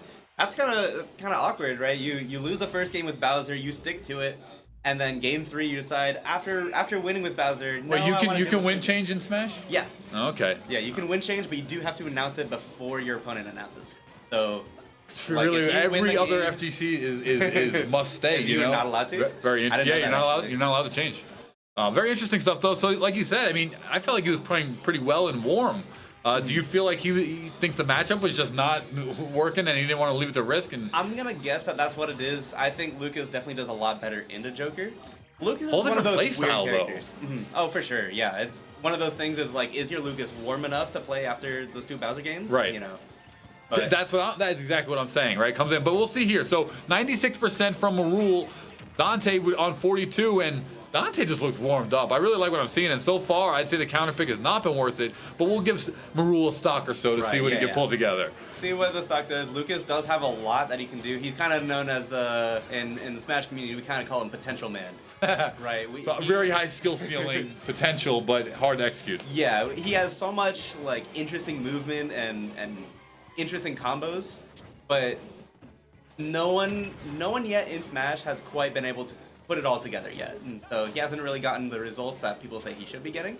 Oh, so on paper they think he's top tier or high tier? Yeah, okay. People definitely think he's very good. He actually has an infinite combo with a legal juggle infinite, but what is it, 1 frame or something very hard to execute? Yeah, it's frame perfect, okay. But it's also like still doable for humans just because of like the way the frames work. Essentially, you have to press 2 buttons on the same frame for it to work. Ooh, and that's gonna be a kill. Ooh, yeah, that should be it. That is crazy. Wow, well done. All right, so 2 stock apiece here. Marul looking a little cleaner there, winds up catching up, and now both players here, even at 2, a slow play. So far, it's worked out for Marul. And getting a nice combo from Dante here, and him all the way to 43%. Right. even without Arsene too. So. That's always an advantage. Well, let's always take that there as we are battling a little bit bigger of a stage than what we saw the first time. Nice get back here from Rule. But so far, Dante, we've seen very often just playing a great edge guard game. And even though Rule's been able to make it back up, Dante so far clearly leading in the life lead, going under the peak of fire there. I wonder if that's why he chose Lucas, is he was getting edge guarded a ton as Bowser. If you notice, Joker's not even going off stage at all here. And it's just because that Lucas tethered to ledge is just so... It's just so hard to punish, and it makes it just more worth it to go for the ledge trap. Pretty much like an auto aim. You just hit it and auto go there. You don't really have to worry about that hole in between of trying to survive to get back to the ledge. You just teleport. Very, very, very good. And is he also in the invulnerable state during that time as well, too? No. So, okay, so you get it. He doesn't get invulnerability until he grabs the ledge. So while he's hanging there, right, he can choose when he comes back up. While you're hanging there, you're vulnerable, but it's also very hard to hit that. Okay. Ooh. So I'm going for a downer there. Oh, it's gonna miss the uppie though. And that's definitely one of those mistakes that really makes you think of, you know, it's like that's kind of the issue with choosing a counter pick like Lucas after playing Bowser for 2 games is, you know, you actually have to control that uppie. Yeah, it's a whole different play style, and now so far, I mean, that's not looking the best here in this situation. Dante's still sitting on his second life, only has 60% on. Marul now 60 on his final stock, and nice parry there, but this was something that, yeah. I love seeing Jokers like start implementing that combo. That was one of the big revelations, roughly like just after COVID. Okay. Where it's like, guys, Joker has an infinite.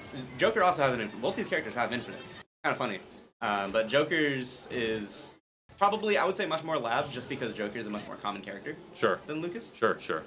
Where he does that footstool down gun. And most people don't go for the infinite. Most people do like one cycle of it. Right. And then we'll finish the combo. Because the damage scaling just falls off. Mm-hmm. Yeah. Oh, no. Oh, wow. He's not going to be able to get the jump out. I'm surprised. Yeah, interesting stuff. I saw the directional air dodge, but, you know, it has a ton of lag, but this high up, you're usually able to jump there. I'm surprised he wasn't able to. Yeah, I don't know. He was down quite a bit. It doesn't matter. I mean, we'll see it right there. So that first set does come to a close here. And here, check out here. We are also watching. Going to Dante. Yeah, they're going to be switching real quick, but while we wait for that, let's check out here. We're in the metaverse. In my opinion, probably one of the most engaged ways to watch the stream, but they have the stream live in the metaverse. They've got stats, they've got the schedule, they have sponsors, and you can do it all in your VR full screen and so on. So there, thanks to the neighborhood, we have the VR version of the tournament there as well. Excellent stuff. So check out what was that, 5 people we got in the lobby?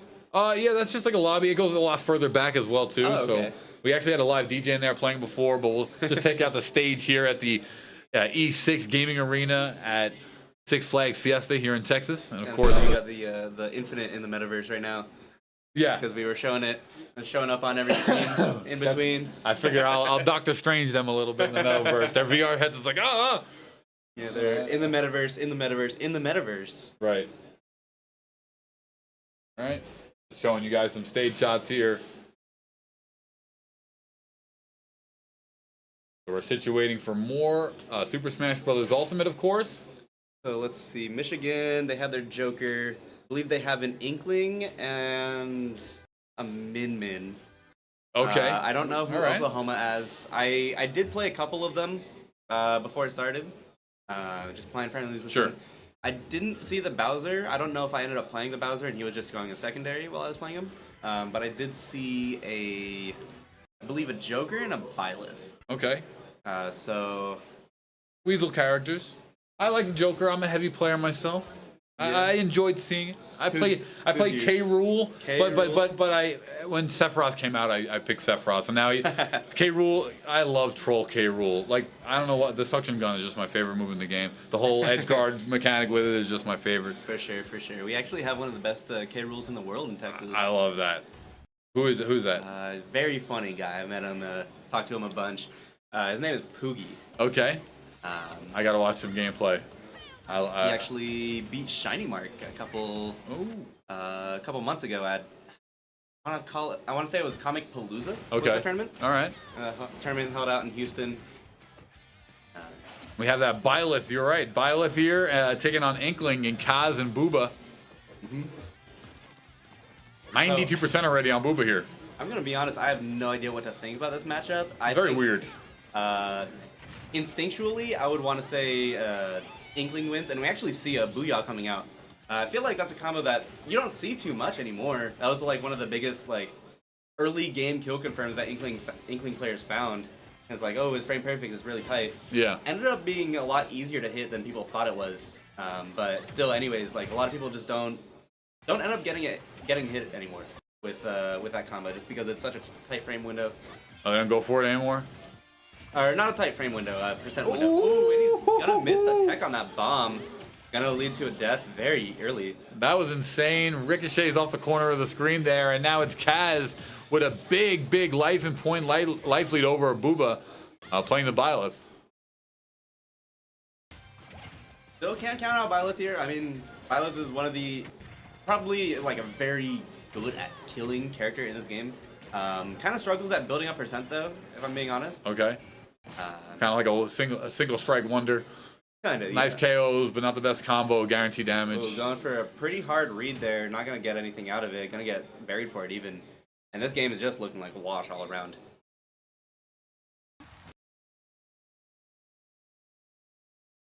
All right, so coming up next here, just reading the chat. All right, we can fix that after this match for sure.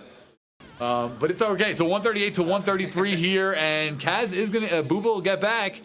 Kaz on the edge guard. Oh, this could be a punish. This is already that 150% on his last stock, and yeah, I agree with that. You kind of just want to go to the next game. If you have a counter pick, bring it out. Just, Right. That game was not pretty, to say the least. I mean, you did kind of lose some stocks there to things you shouldn't be losing stocks there. Go ahead. Yeah, so excellent stuff there. And you know what? I mean, I like what I'm seeing. Let's see what the changes are here. Run back. So he's going to go to Corrin. I actually really like this decision, just because I do think Corrin is a lot better at dealing with the close quarters that what's the Inkling is so good at. Sure. You know, Byleth, you really want to keep him at a range that Inkling is just very hard to keep out. Right? She's very small. She's very fast. You kind of can't keep her out with Byleth. Corrin's going to do a much better job, especially with that fair and nair. Right. You know, hit all around yourself while being very fast moves. Well, so far, we're seeing just a quality amount of damage here. Kaz coming off the edge guard. Ooh, not quite going to get the back air to finish the edge guard. Get back to the stage. Going to get some nice damage for it, though. Ooh. Seeing roughly even so far. All right, Bubba. Ooh, bad counter. This is pay the price. Not a kill, though. Actually, the stream froze for a bit on a frame one of an up smash, but that's going to be the edge guard from Kaz. I forget what his full tag is. I'll just say Kaz. Definitely not as bad as last game so far. Seeing a lot of damage packed on that Inkling. Sure, yeah. Get the pin here, not going to kill. So far, the damage has come out. Kaz still at 127 and gonna get back onto the stage. Goes for the roll, doesn't hit, but Bubba has been unable to eliminate here. And even now at 139%, we're still seeing Kaz make it back, and Bubba's got to find their way to find this kill. Seeing the stream get a little bit back to normal here. 53% left as it's 140, so Bubba does wind up making the best of the exchange. Trade off the lives. And definitely not a bad, you know, deficit to be at here, but gonna get hit with the jab lock side B. I'm gonna take a lot of percent for it now. 130 just like that. All now the way. 150 and into the throw. Not gonna be the kill, not gonna find the up air, instead gonna get down air for it. Gonna fall out of the jab and hit a dash attack. Nice dash there. Bubba will get back to the screen, but so like much work to make up. Oof. Ooh. Goodbye. Charges up the paint canister, and just like that. All right, Bubba's still not out of it. We're seeing kind of a pace issue. The speed of Kaz has been a little bit overwhelming at times, especially on the overcommitment punishment of some of these whiff moves. But right here, we see the same thing there, a whiff into a whiff punish. But Bubba can do the same. Got to start using that nair a little bit, some fairs, get it in there. Definitely seems like he's getting pretty desperate for these side Bs. He needs to play a lot more patient here. See, like something like that. And to be fair, he wasn't able to true punish it, but he still got punished for it anyways. I think he really needs to sit back. I know you're in this deficit, and I know like it's one of those scary situations, right? Start taking more risks. You're in the deficit. You want to take the calculated risks, not the ones that you know are the layup punish. You know, but again, easier said than done, I guess. All right, Inkland taking on Corinne here. A little bit of evidence. Okay, the Kaz comes down, and now it's 93%. And as every percent that ticks on, Bubba looks in trouble here. Kaz looking to finish. Percent just packing up so fast. I thought that was going to be the kill, but not quite. Still, there we go. That pin is going to kill there. So, last chance for Bubba. All the marbles on the table. Nice little combo. Yep. But Corinne's so good at. Oh, this is going to hurt. Ooh. But he is going to get a booyah there. He's going to finish it. Going to be a 2-0 for Kaz. Nice stuff there. Off the up throw, right into the booyah. Ooh, and that's going to be the set. Win for Michigan. Yep. Still going to play out this third one. That's right. See if they can get some points. See if they can make some tiebreakers happen. We'll see that coming up next. These players will situate themselves. We are here at the E6 Gaming Arena in Six Flags Fiesta in San Antonio, and it's the SEC taking on the Big Ten in a well-known traditional sports rivalry, but now brought into the esports realm as well. So tell us, how is Longhorn Gaming doing so far in the event? Or how have you been enjoying it? So, first of all, been enjoying so much of it. I really like just Six Flags is amazing. We're at Six Flags. It's been so long since I've been here, and when our school got the call, it's like, hey, you want to come, go to Six Flags and you'll play Smash, and then when you're done with that, go ride some roller coasters. Like, absolutely. No, I don't want to go. Yeah. I'll stay here. I'll stay. I'll eat the cafeteria food. I'll go down to the commoner. Right. So I've been enjoying this a ton. Sure. We're not doing as well as we had hoped. We had a really good first set versus Michigan State. Sure. I do believe they're the premier team of this event. We ended up going 1-2 with them in sets, but I did get the win over their star player, the Kazuya. Actually, great job. Suspect is his tag. Suspect. And so we lost that 2-1, but we got a really important win there. Sure. Then won against Michigan 2-1, and then I don't know how we ended versus Ohio State. It was either 3-0 or 1-2 against us. So. Always proud to have you guys come out here, Texas in the building, Longhorn Gaming. So welcome. Hope you're, like you said, the consolation is a weekend of roller coaster. So that's the caveat here. But we are now watching the third set here. Remember, in this format, we're playing out all three sets regardless of the score. It has been a 2-0 win for Michigan, but we're going to see T take on Minisane here. Yeah, this was the Min-Min that beat us, that got a game against us. Let's see it. Don't see a lot of Min-Mins. Don't see a lot of Min-Mins, and let's keep it that way. We don't. That's a very wacky character for sure. Very wacky character. Her main thing is, like, she's just going to be hitting you from the entire length of the stage away, but once you get in, you're not getting out. Right. Or you're going to hope that you're never getting out. She doesn't really have the tools to keep people out. Sure. She has the tools to keep people out. Great range. She doesn't have the tools to get you out once you're in. Ooh, and actually gonna get the SD there, or something. Uppy didn't hit ledge, and I don't know why. That was very needed, though. T was quite behind. Yeah, absolutely. Wound up getting the stock here and gives himself another chance right there off the shield guard. Short hop fair, instant. Winds up connecting, and just like that, another 50% tie. So T's starting to warm up a little bit. Let's see what the Minisane got. But like you said, one of the best characters and one of the best characters to stay in is also, Joker. So very, very in. Ooh, but he looks like he's gonna be dead there to the edge guard. Doesn't have a jump. Not gonna be able to tether to ledge from that far away. Like fighting Mr. Fantastic. With a long range here, Minisane does wind up getting that client. Just like that, though, T. Wow, gonna bring it back all the way to even. Amazing stuff there by T, who winds up connecting. Is by far the best thing you could have asked for in terms of, like, the last game. Sure. Bowser and Byleth, neither of them do anywhere near as good into this matchup as Joker. I think Joker still struggles a bit. Sure. But really the best option there. Yeah, I think Min-Min's just so good. Okay. Min-Min's just so good, and she can keep you out forever. Joker. Ooh! And gonna hit that the double F smash. Ram into what's it called? Dragon? Yeah, the finish. Wow, what an amazing play right there. Min-Min gets game number 1 convincingly, actually. So on par with what you were talking about. Very surprising, too, seeing how even most of that game was. Right. Do like this Smashville pick, obviously, when you're going to be kept out the entire game, you want a small enough stage so that it's not as long a distance as, say, like FD. Right. And we see some of the stage counter picks coming here in just based on size and playstyle difference. But we'll see a run back here for T on the Joker. Mini Sane on, obviously. Go for a very aggressive grab straight off the start. That was a risky one. It is kind of funny seeing how different players play that first interaction. Sure. You know, it's like there's so many things. You could either be like needlessly aggressive, knowing that you're not gonna die in one interaction, right? Or, I guess hoping that you're not gonna die, or you could play it safe. You know, a lot of charge characters will like walk back and charge. It's always fun seeing how players will both like choose their first option and how they'll like mix it up.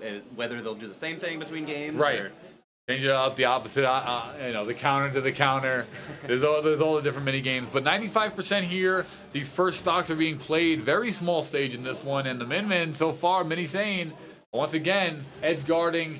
It will be a recover, though, for Joker. Arsene is already gone. And at 123, you really have doubts on if he's even going to get another. I would like to see a bit more down Bs from Joker. I feel like I haven't seen that at all come out. And, That range.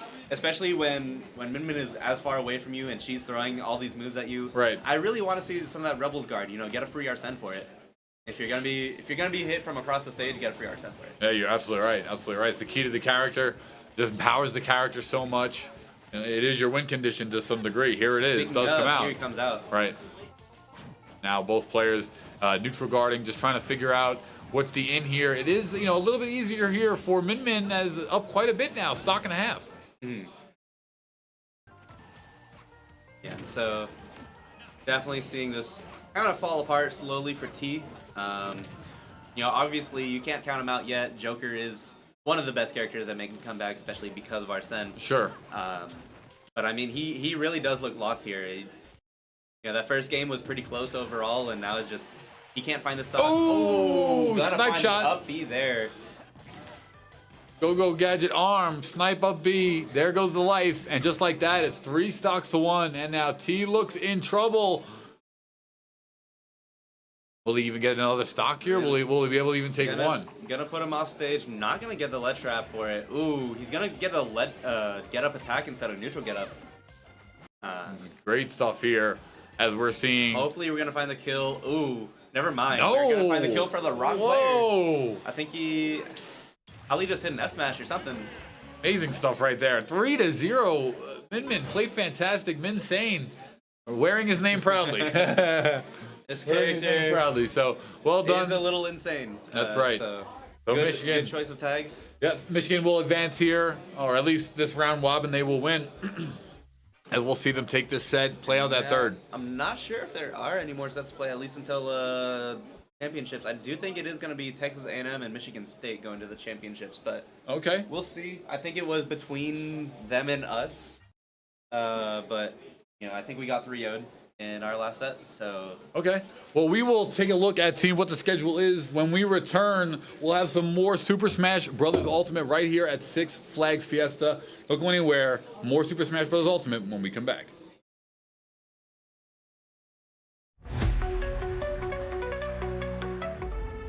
You're good. We're swapping out dogs because Okay. it's mine. Okay, no worries. You're good. In case that's why the gameplay stopped. You're good. No, thank you for the update. Appreciate it. I am gonna get. You said next is gonna be. I do believe the championship match is between A&M and Michigan State. It really depends. I don't know. I guess there's a chance we might have tied them. Like I said, I actually don't know how our last game went.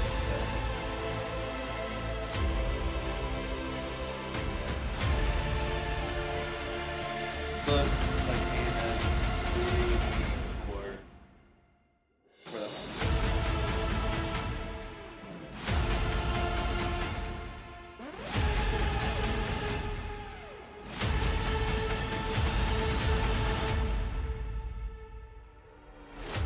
He actually almost did get the tiebreaker. Close. A&M did get.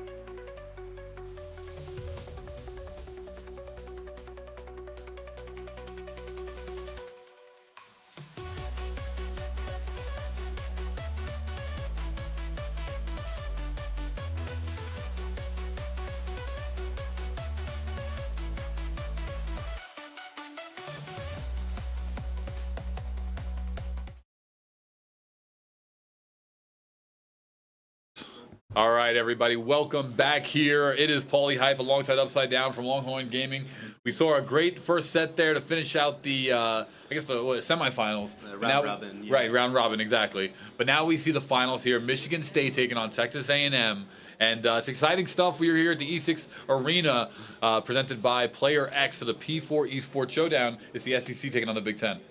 Absolutely, yeah. These teams both, I believe Michigan State went 3-0 in their section. A&M, I think they went 1-2, but they got one more win than UT did. Sure. And so they ended up moving on.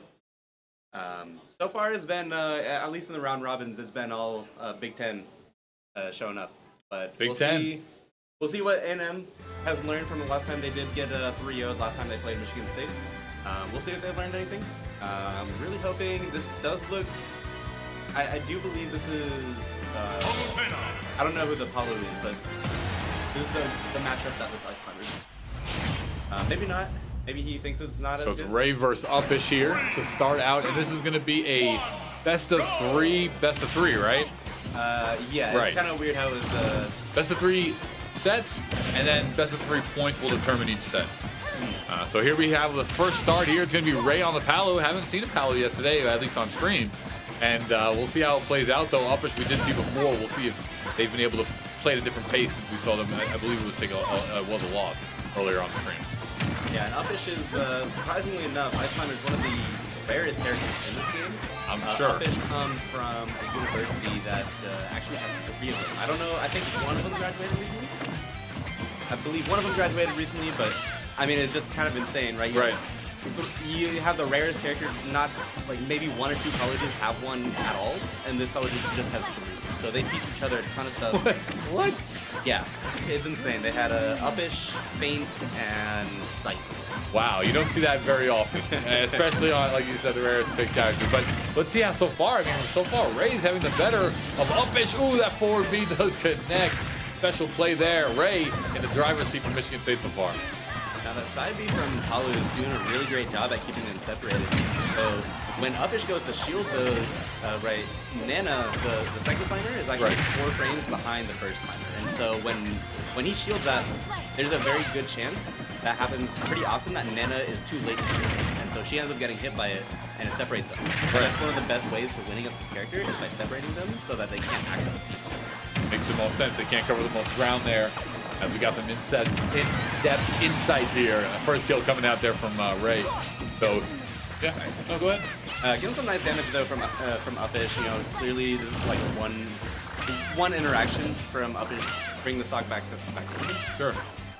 I like what we're seeing here so far. 88% to 0. Even though it is the second life, so a nice advantage here for Palutena. And what do you think Uppish needs to do to maybe change around this matchup? Because so far, Palu's in the driver's seat. Yeah, I mean, it is pretty tough for Ice Climbers, especially like this Palu is playing the matchup really well. I've got to give him that. I think really what Uppish needs is he's doing really well at keeping the game slow, right? You notice he's still at 0% despite losing stock almost a minute ago. Taking his first percent there. But overall, like, he's doing a very good job at staying patient. He needs to get in and just get like 1 hit, something like this, and he should get a kill. All right, let's see how it plays out. Palu gets to the wall, separates like you said before. They will get reconnected. Uppish back to 2-1. 103%. And again, ooh, the parries have been pretty consistent, hitting now 2 in the last couple 30 seconds. As Uppish trying to find their rhythm. It is kind of interesting because once again that like 4-frame rule comes into effect where it's like he has 2 opportunities to parry, and it means that like sometimes you'll be hitting one of the climbers for it, and you're still getting stuck because it's like one of them parried and the other one got hit, or like one of them shielded and the other hit. It's either way, it's a double frame hitbox, no matter which way you look at it. So they play into each other. Very interesting stuff. Palu trying to get back to the stage here. 143% now in the rage mode, and right here still a stock ahead. And I feel like we talked about 2 subjects there, and still only the same stock being played. So this match very slow in pace. Absolutely, yeah. Especially when Palu's camping as well, right? This is one of those matchups where it's like people will always look down on camping just in general as a strategy, right? It's less exciting. It's more defensive, but it's what you have to do against Ice Climbers, and Palu is doing this really well right now. And she also has an amazing range game to be able to facilitate that. It's one thing if you're a melee-based character that really can't keep out too well, but she has tons of range, tons of long poke, and not that slow either. Nice punish here. He's actually going to grab Nana there, which is usually not what you want to grab. Usually when you grab Nana, it means you controlling Povo are allowed to like up smash, do something to kill your opponent while they're grabbing Nana. Right. He's actually not going to get punished for it. And so still, 170, still living, still racking up percent too. And I love what we're seeing from Ray using that forward B, even though it was a kill trade here. And actually, that's like you said, a trade you want as Nana goes out. But we're seeing just the ability to forward B, keep it even on the block, and then come at advantage again to attack. I mean, Palutena has had their way so far, as it looks like another life is going to come away here shortly, right here, upish on the left side of the screen. And this is one of the situations where it's like you're not even upset about losing that stock because it means you get Nana back, right? The longer you're without Nana, the less percent you're going to be dealing, the less time you're going to be getting in a neutral. It's, right. It's really just like a bad character when you only have one. And sure. So the fact that he lost that stock, obviously it's not good because you're down to one stock now, but you get Nana back, you're able to do those combos, you're able to get rid of this. Getting some nice damage out here. Ooh. Not going to get the spike on that forward air. Really was hoping for that. Okay, nice ledge guard there. Ray having to retreat 90% here to 30 for upish, and so far this has been a really well played 30 goes on in, but no, Ray reads it twice now. Now the separation has occurred, and now they're split, being juggled split, and just like that, 77% comes right back onto upish.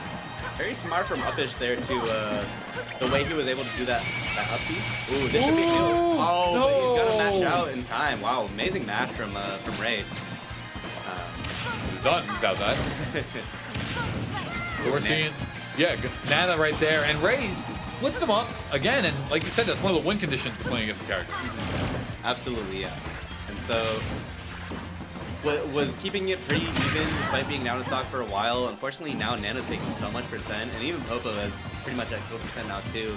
It's really tough to find something to do here. Obviously, if you take the stock, you can still zero it back. Sure. That's always an option, always on the table.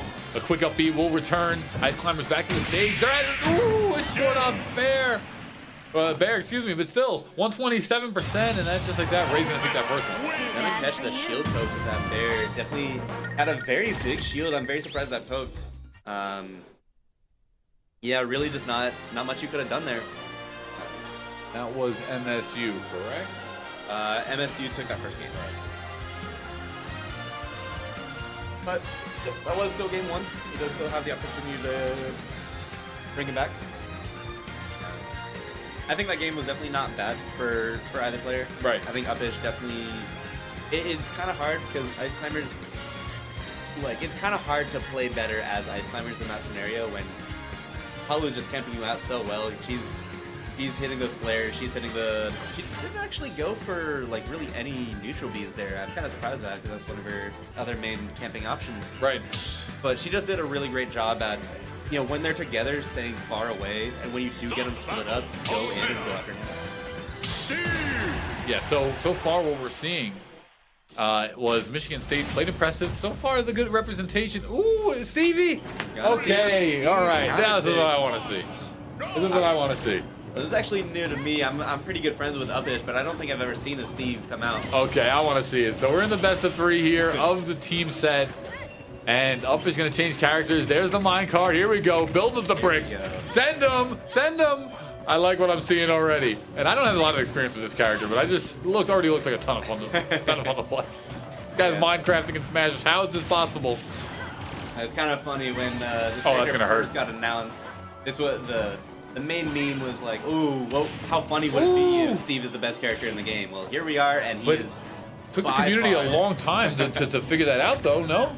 I think there were kind of like echoes of it, pretty much from day one, and then it was like a lot of people not believing it, and a lot of people recognizing that like Steve has pretty low range, and then people just like over time it just kind of became one of those things where it's like, oh wow, he can do this and this and this. Right. And it's like, okay, maybe he has low range, but we'll deal.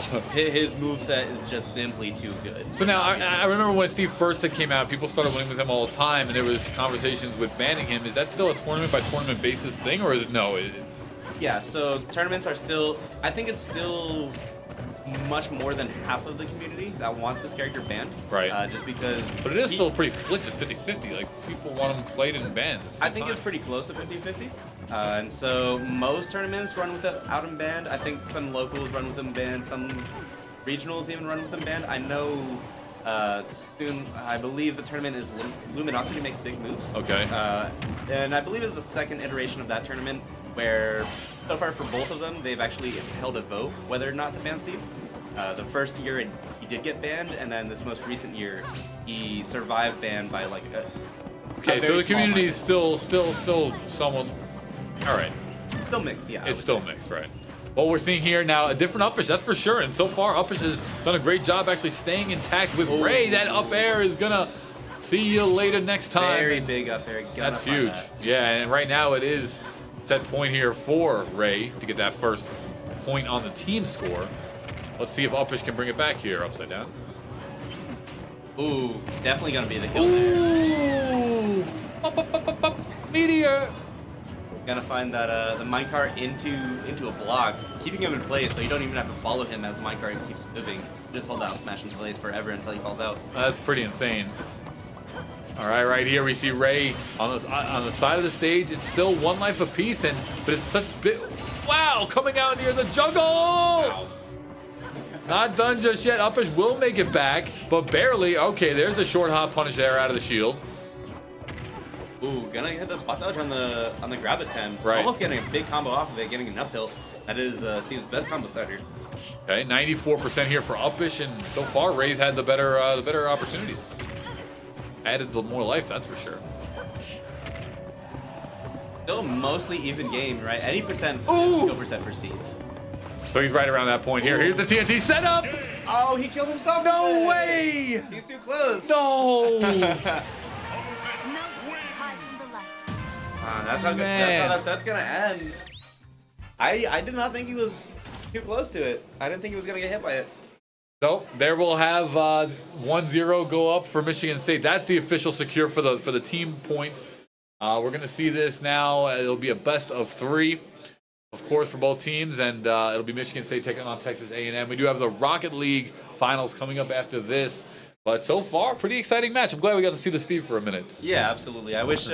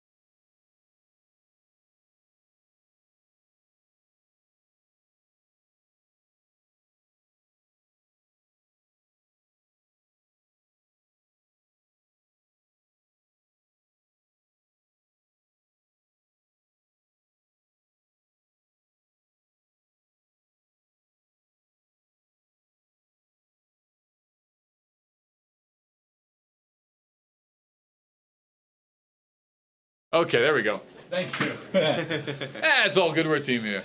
But it's all right. No worries. So what we were basically just talking about is kind of how Michigan was able to take that game and kind of the tier list a little bit and just all the different things smash here. As we're getting into this next one, it's now 1-0. I'm going to update the score. But before I do, let's send them into the metaverse here. Metaverse brought to you by the neighborhood. You can see the stats of the game. You can watch the stream here live, VR, full screen. You can see the schedule, matches that are coming up next. So a whole complete experience right here in VR in the neighborhood. And of course, we are here in Six Flags Fiesta. I keep wanting to say that. Six Flags Fiesta. That's a tongue twister. But we are here in the E6 Arena. And of course, once again, brought to you by Player X, putting on the P4 Esports Showdown. Welcome. Here's the main stage right here in that arena in Six Flags. So we are situating for another game here. And let's just see what's coming up on the docket. Is some more Super Smash Bros. Ultimate. I have to say, this is a set I'm very excited for. This is something I was talking to at least the A&M player for. So this is going to be Snail on A&M. Going to be the Instant versus Suspect the Kazuya. Now, Suspect the Kazuya, he's by far their all-star. He has wins over multiple top players in the world. But Instant is a very interesting matchup with the fact that Instant can take those 0 to deaths almost just as easily as Kazuya can. So we're about to see a show here. Oh! Wow. He's gonna get the reversal on that up B. No way. On the way back, down back the ledge. That was amazing. I mean, it just looked like it was so dominant coming out from Kazuya, and just like that, the spike, well timed. Nice combo though from Incineroar, putting on 65. Nice parry, but didn't connect. And he's playing this this advantage really smart. I think a lot of people against Kazuya kind of get in that situation where it's like, okay, they went up a stock, they start feeling comfortable with themselves, and they end up losing that stock back real quick. Grind Tekken. I love Kazuya right now. This is what a great character. Gonna be some great damage for Suspect there. Not gonna get the kill and actually gonna take some more percent for it. Because you're gonna have that rage drive, and at this point in time, it's gonna kill. So see how it comes out here. Ooh! That F tilt might be the kill. Oh, yeah, it was knocked away too far there, and just like that, a small life lead. Let's see if Vincent can bring it back here.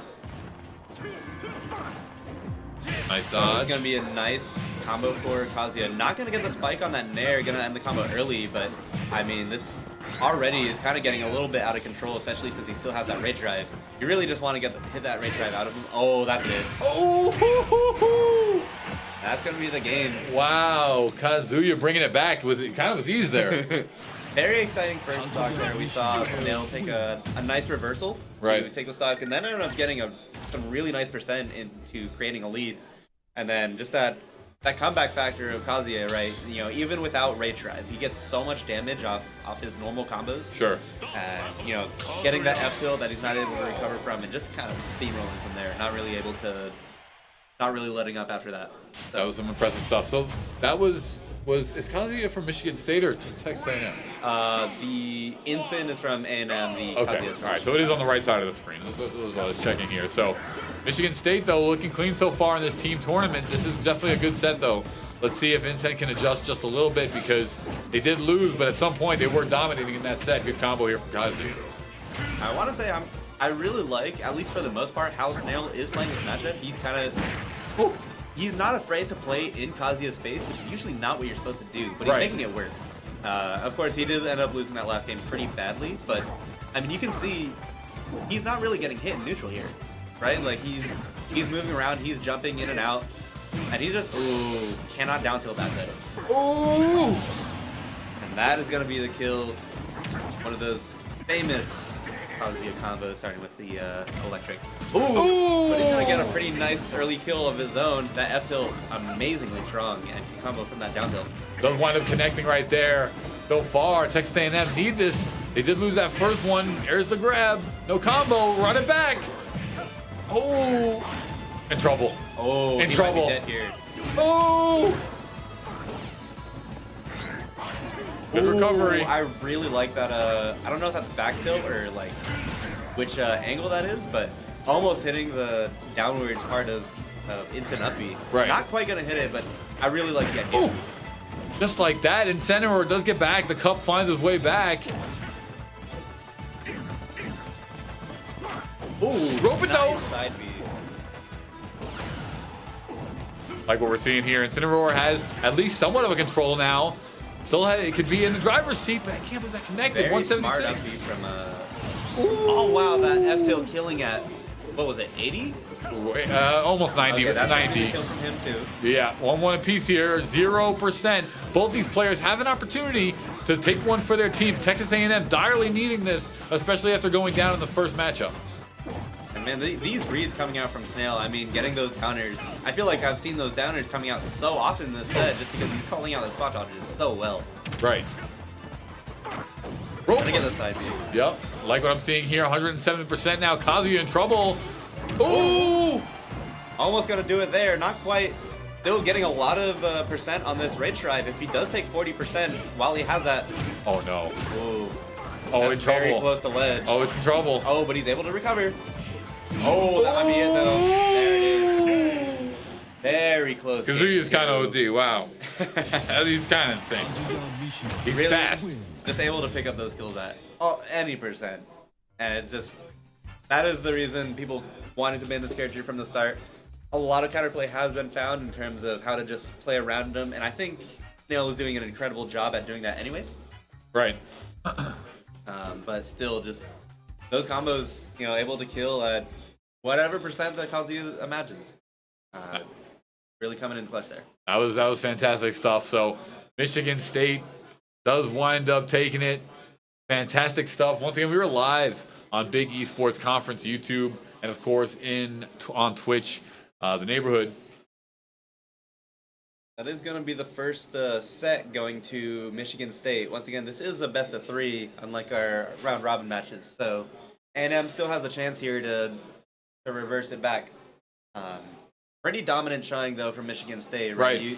You really have to find an option after that. And after that, you know, they have a really good Falco that they didn't even show yet. So Yeah. And while we were waiting for them, let's take a look here at the event that we are attending right now. It's Player X made it all possible. Here it's the P4 Esports Showdown, of course, at Six Flags Fiesta, Texas, put on by the neighborhood and at the E6 Gaming Arena. We have the Big Ten taking on the SEC, and what is one of the most coveted college sports rivalry now brought into esports. As we're seeing some of the teams a part of this one, Longhorn Gaming, where you're from, Texas A&M, of course, Oklahoma University. We have teams like Ohio State, Michigan, University of Michigan, of course, here attending this one, and LSU competing here. I believe it was LSU that was Rocket League only, right? Oh, they were Rocket League only. Okay, there you go. So that makes sense. That's what we're seeing so far. Of course, we have the metaverse where you can tune in and watch the tournament live here. You can see the schedule, stats. Again, totally virtually built and put on here by Player X. So shout out to them. Thank you guys so much for being a part of the event. Take a look at the teams. Oklahoma University situated. That for Rocket League right now? Yeah, they're probably set up there on the stage for Rocket League. Is What's that going on? What is Grants for Rocket League right now? I'm guessing OU versus probably Michigan? I'm not 100%. We'll get the final update. We have matches going on behind the scenes. That's why it's sometimes hard to exactly say. But we'll see exactly where that winds up playing out. But when we come back, we're going to have... that was a complete first set, or that was 2 sets? So that was one... Well, I mean, it was 2 sets played. But that was for Michigan State to take set 1 over Texas A&M. They're going to do a best of 3 of that whole kind of sequence. So that is 1-0 for Michigan State right now.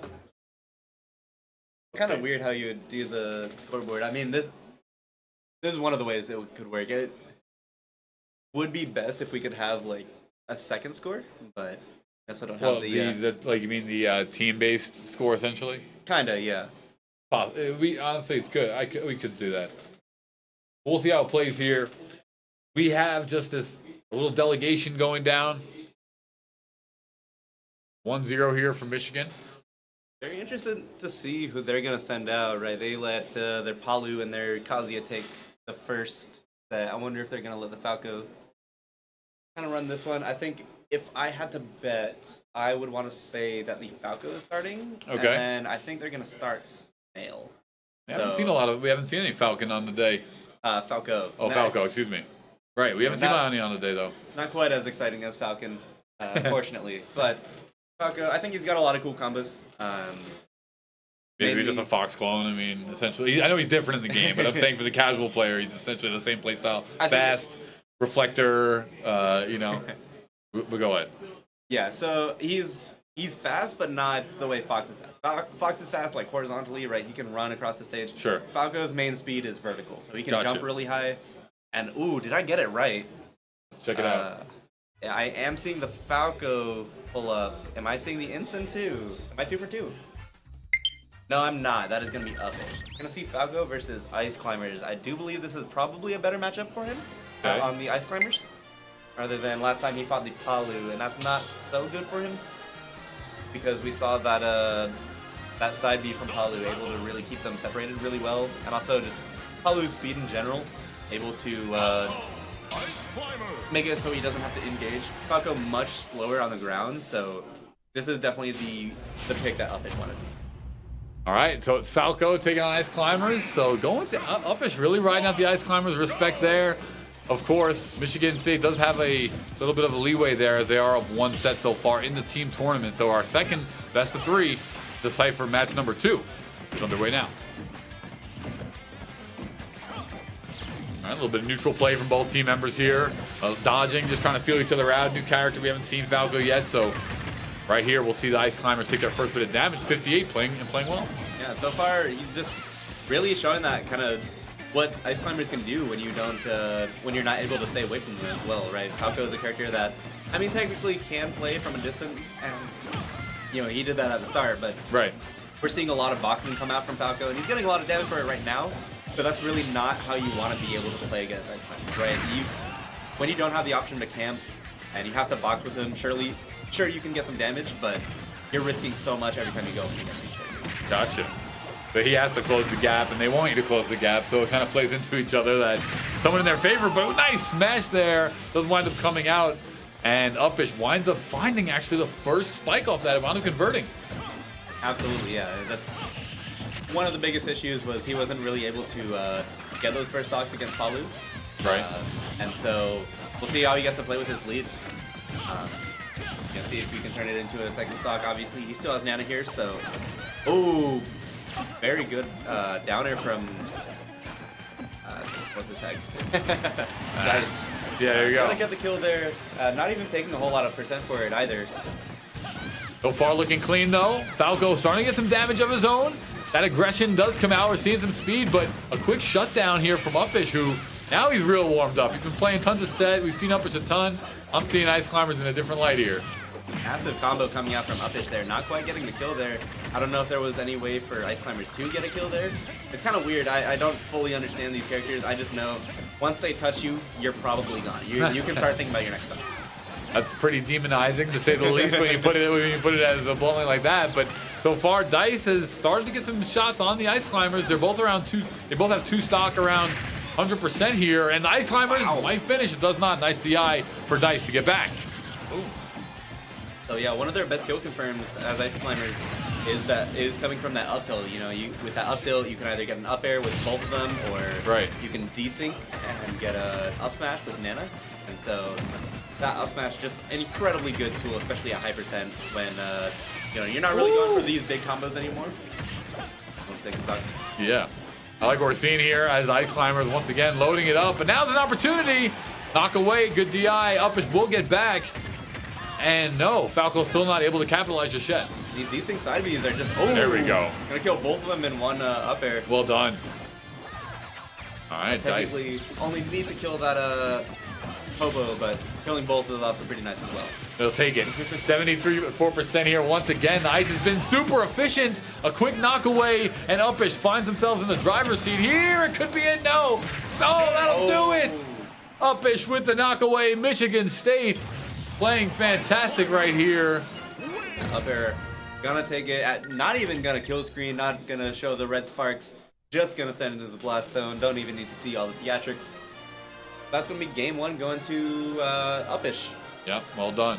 I believe that is the first game that A&M has won so far in the set. There it is. Yeah, Texas A&M. They switched seats on me. That was confusing.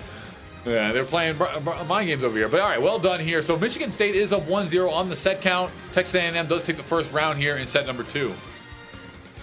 Or at least it's the first best of 3. Potentially. Yeah. I get what you're saying now. That's okay. But we're just starting things off here. Stage change here. It'll go over to small battlefield and a run back on the player base here. Let's see if change comes out. No, we're going Falco. I do believe he does have a secondary. I don't know what it is. I haven't seen it at all today, but not gonna see a pick switch.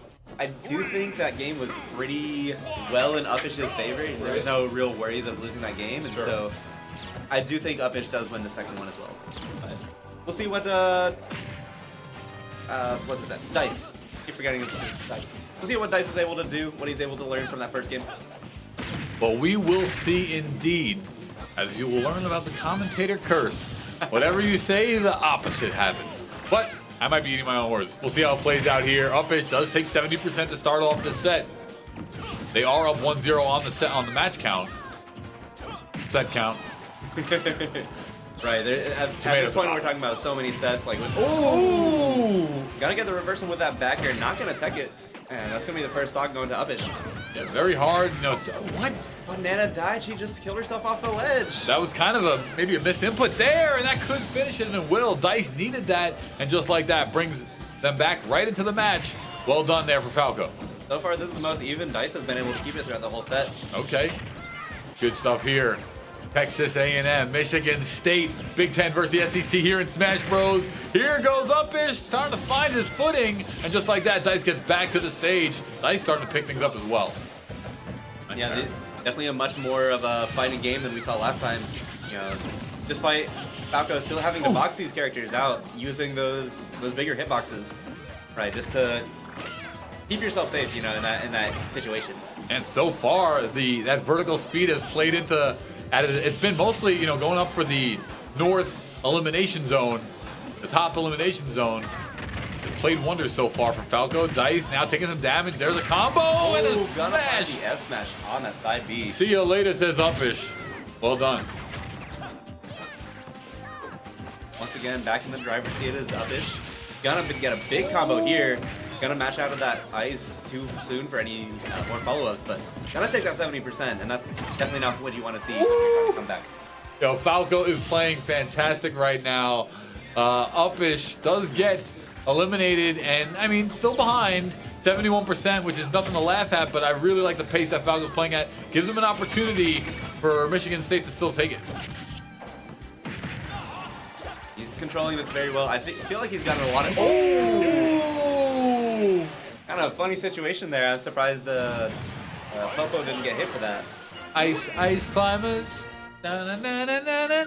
It's like the cheekiest things. Like, you don't know what they're gonna do next. I mean, you're keeping track of two characters at once a little bit. It's very interesting. I really like what we saw there coming out. Once again, fantastic stuff. And yeah, I mean, we definitely saw what happens when you pick a character that just has to box with these characters rather than being able to camp them out like Palu's able to. You know, you get in, you get some damage. Sometimes you get some nice combos, but I mean, once they get that grab, you're gonna be taking the the decent combos. They're gonna get down throw, fair into blizzard, into up tilts, into whatever else they want. They're just such long combos they're able to get off any interaction. And there's so many times where that opportunity comes up. I mean, anytime you really block and punish anything that you can grab, you're gonna go into some sort of loop potential. And other characters are taking 15-20% off throws, and you're taking 50, 60. Even if you drop, you're still taking an easy 50, 60. So it's nice and advantage there for the ice climbers. Interesting stuff. Interested to see who they send out next. I think they're out. They might just send out the same game 2 we saw last time. I think we're gonna see Snail and Suspect again. They're gonna see that Kazuya. I don't see exactly who's standing up right now. But that is at least my bets on who they're going to send out next. We do see Suspect in the first chair. 1 for 1 so far. Okay. See how it plays out. Here it is. Here Snail comes up. So going to see this set again. I feel like it was very exciting last time. You saw the Insin really keeping it even with Kazuya that whole time, despite taking so much percent every combo. Right. Really getting a lot of just very strong reads on Suspect's habits and capitalizing it on a ton. Still losing the set though, just because Kazuya, I mean, once you get hit, 50%, 0%, 100%, it does not matter what percent you get hit at, you will die. You're in trouble. Here we go. It's Michigan State taking on Texas A&M in the Super Smash Bros. Ultimate P4 Esports contest, and this has been so fantastic, all put on by Player X at the E6 arena here at Six Flags Fiesta. And so far, both these players scrapping very fast, 54% on Kazuya, 69, and it's gonna be that first combo. It just feels like Kazuya gets a combo of everything. Absolutely, yeah. This character Ooh! Ooh! Got an invincibility through the grab attempt with that electric. Not getting anything off of it though, and both these characters are still alive. That might be the kill. Not quite. Is that an attack throw? Or Yes. grabs on block? Yes. So Both? that is a move you cannot shield. It does grab you Wow. out of shield, even though it is a move. That is insane. Attack throw. Luckily, Instant does have another one of those moves. Instant Side B has that same property where Right. you cannot shield that move either. You're right. You're right. So both these characters gonna be taking a lot of advantage of it. That is some of their best moves on both characters. 82% here, though, on Kazuya. Is one stock up. Nice there. Gonna get that side B. Rope-a-dope. Not quite gonna kill. Kazuya is very heavy. It's pretty insane. It's fast, too. That rage drive coming out from Kazuya. Or sorry, the rage mode coming out from Kazuya. Always on lock, though. The grab will come out. It will be a backdrop. Still doesn't finish. They're gonna kill now.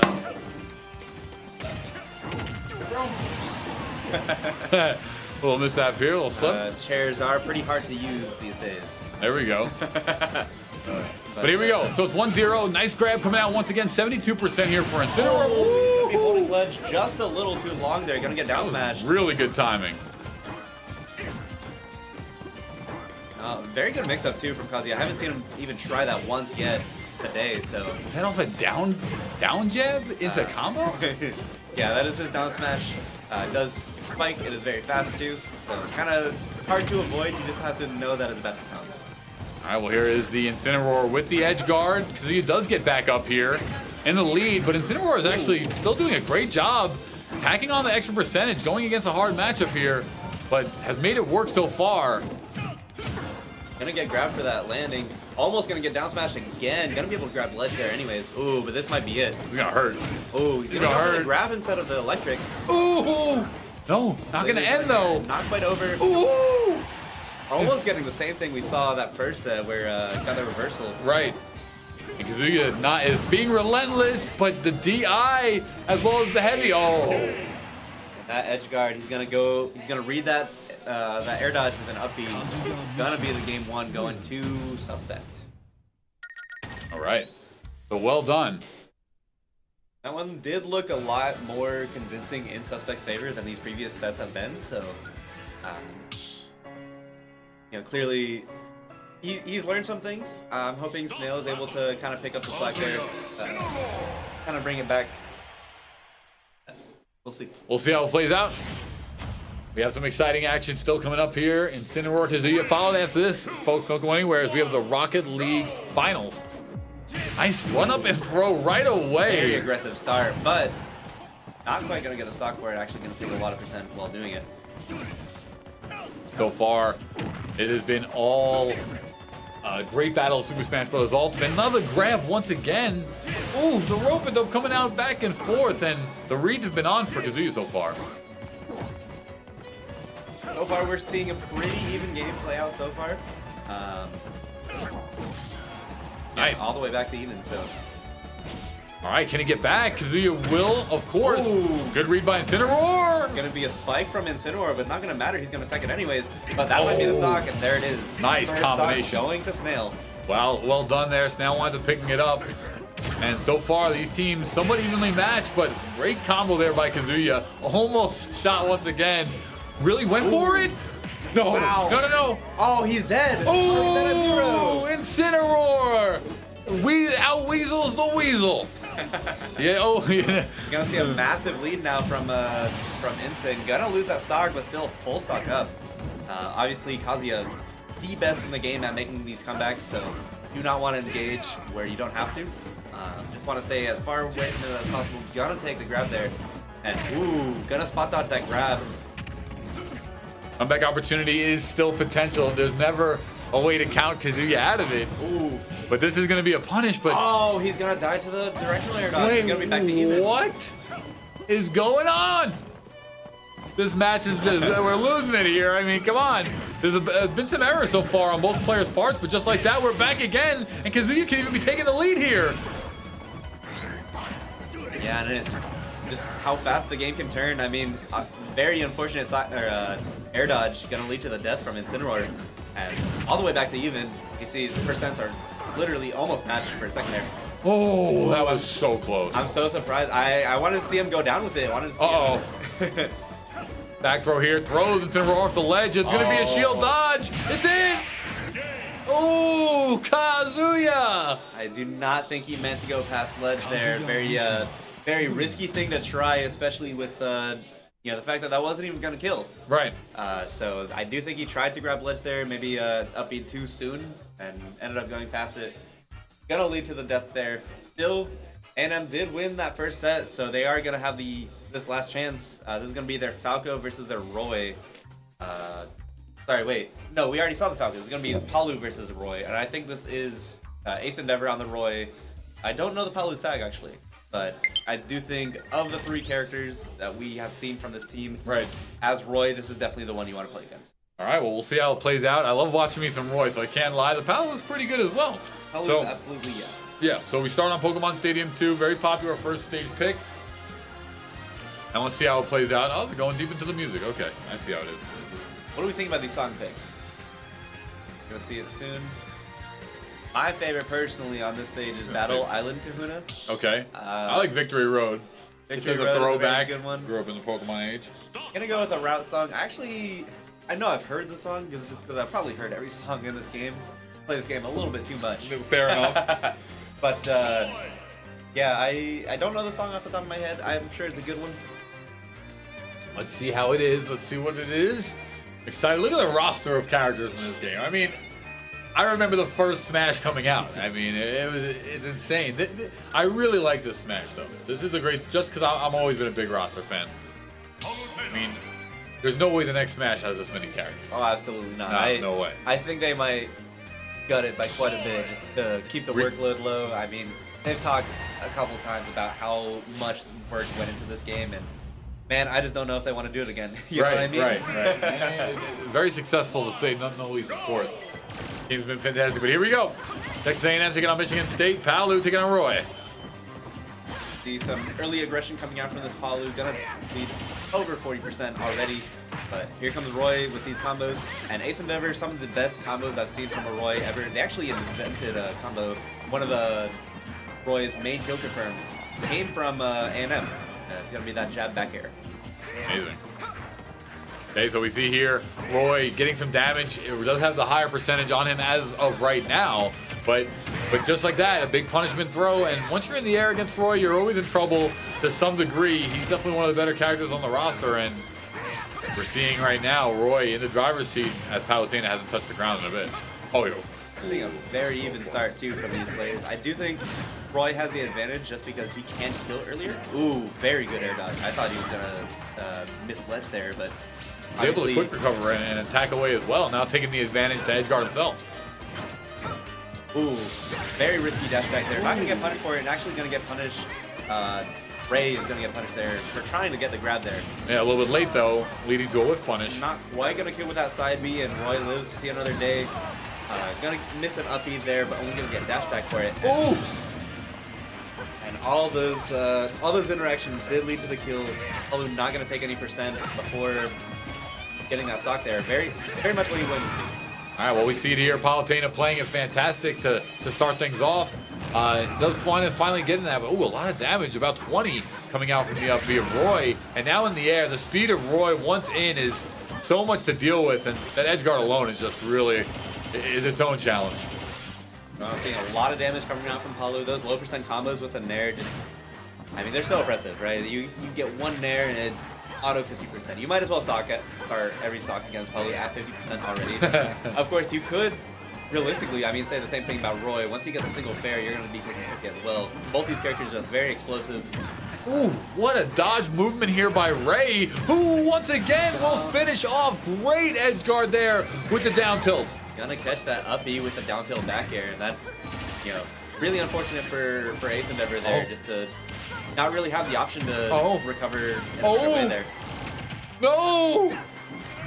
Ooh, trying to end it all there with the counter, and not even getting punished for it. I mean, Roy can't even go down there to get the down air, but that might be the kill. Wow. What an amazing play by Palutena. That was fantastic stuff. And very even going into that last stock, but or sorry, that second stock, and then Palu taking that stock and just running away with it. Yeah, that they did. Well, fantastic play so far. That will be the first set. Be a short decision here into the next map. And this is the third of the potential point number 2 of the set. Let's see how it plays out, and we'll go over to Hollow Bastion again.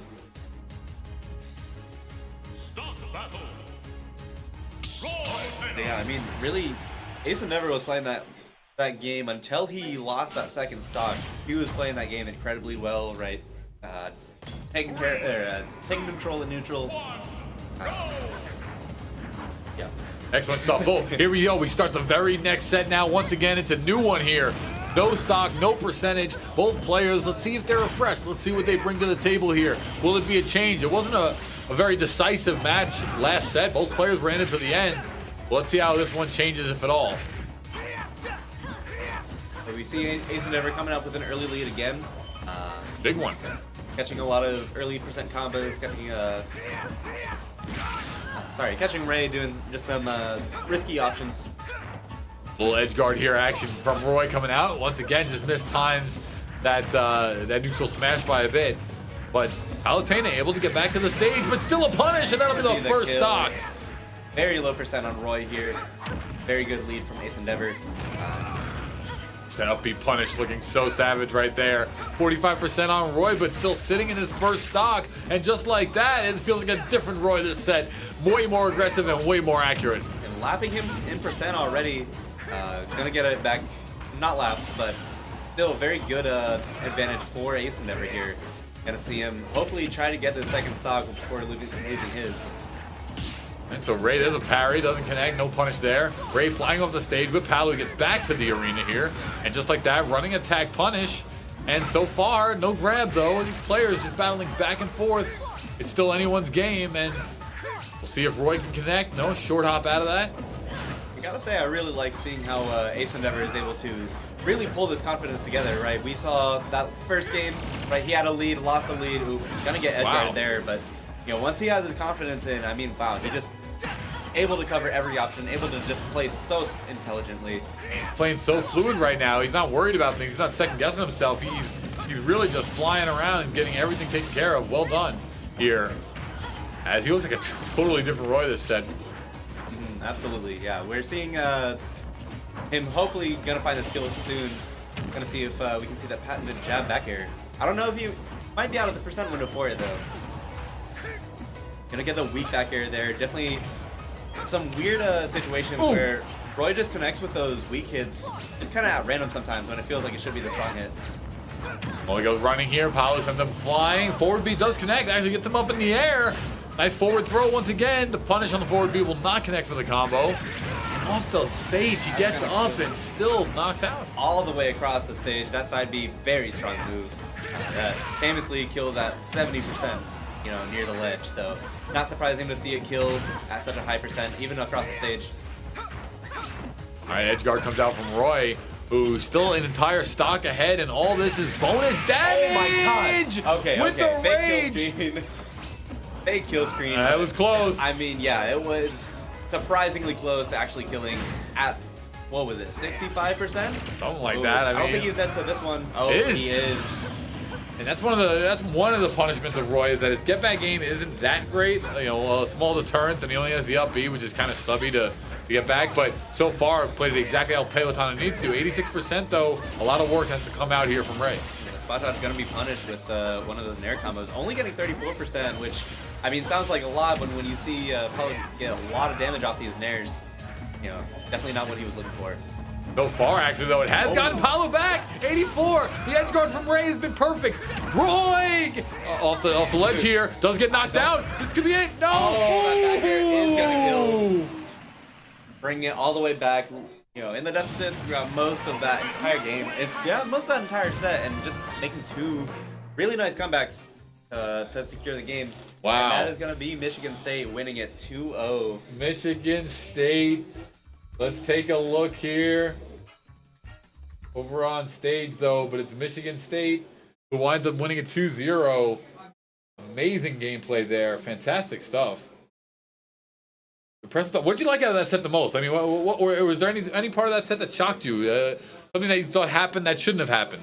I think in terms of shocking things, I am surprised to see Ace Endeavor lose that set. I think that was a set for him to win, especially with how well he was playing those early stocks. I think he just wasn't able to keep up when those last stocks, you know, he got a great lead early on and then kind of realized, oh wait, it's last stock. And I think he just kind of got scared in those last hit situations. Probably most exciting part is I think seeing those Instant Kazuya games. I really like seeing how Instant is able to keep up with Kazuya. You know, Kazuya most well known as one of the better characters, top tier. I mean, very good. You know, you don't hear that always of Incineroar at all. So the fact that he's able to make it happen was pretty impressive. You know, you did a fantastic job. Thank you, my man. On the commentary, Upside Down here from Longhorn Gaming was crushing it. That was a 2-0. So we don't see the third set in that situation, but unfortunately not. Really wish we did get to see a third set just to see what would happen. You know, last set situation, kind of both teams just playing on instinct there. Right. Not going to end up seeing it. Michigan State, incredible showing. I mean, especially, what's his name? Suspect. Oh, what a good player he is. Obviously, props to all their players. That Palu, winning both the sets he went into as well. So, really just showing how solid he is as a player, right? We have Suspect just doing an amazing job at taking kills where he gets openings. Even if he's getting hit, you know, he's getting kills for every opening he gets. This Palu kind of... very dramatic difference, whereas like where instead of seeing that kind of like those trades happen and just Palu getting kills faster, we're seeing the Palu play much safer and kind of use that speed to her advantage. And so nice to see the different play styles that come with this team, able to cover so many matchups. I mean, Texas A&M here does take second. I mean, no slouch. All the teams here that competed were fantastic. And again, shout out to Player X for throwing this event here at the Esports Gaming Arena over in Six Flags Fiesta. So thank you so much. When we come back, though, we are going to set up Rocket League. Don't go anywhere. It's Rocket League Grand Finals when we return. Once again, thank you so much, man. We'll see you next time. You. Enjoy the amusement park. Now it's time. Absolutely. Roller coasters. What do you think I should ride first? Man up. King to Ka. Which one's that one? The tallest roller coaster in the world. Is that here?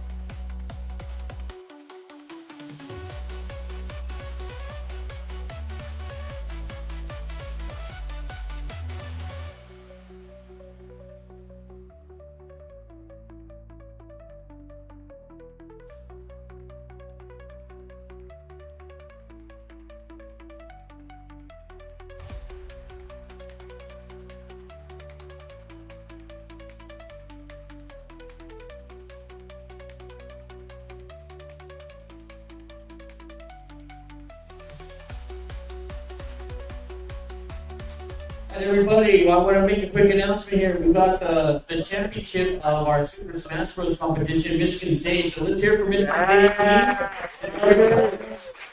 State. We'd like to congratulate the city for a great battle. And let's hear a little bit from the players today. So what did you guys think of the overall competition and the championship battle? What did you guys feel? The SEC was like extremely strong. Way more stronger than we thought. We found a lot of bumps. A lot of players were like massively good, and for us it was really difficult. It was something that required a lot of effort, strategy, of course. It has been an amazing competition by everyone. Also, the BEC teams also did amazing. Ohio State, we had to go for a tiebreak.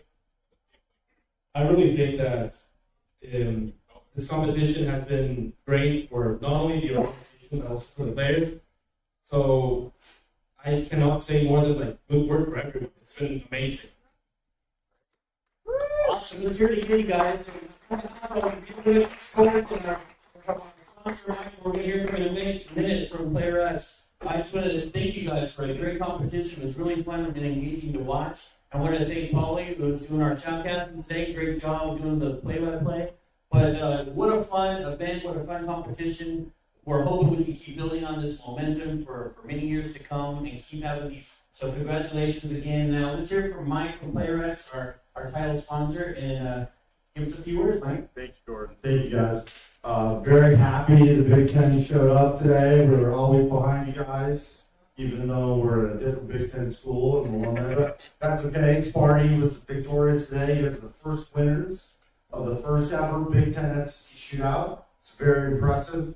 We hope that this will have many more championships to come. As Gordon said, we're very excited to continue this momentum moving forward and having multiple events like this around the Power Conferences here in the United States. So I'd like to thank everybody else for participating, especially Texas A&M. Congratulations on second place. That was a massive W for you guys. And you guys are powering national championships or national champions.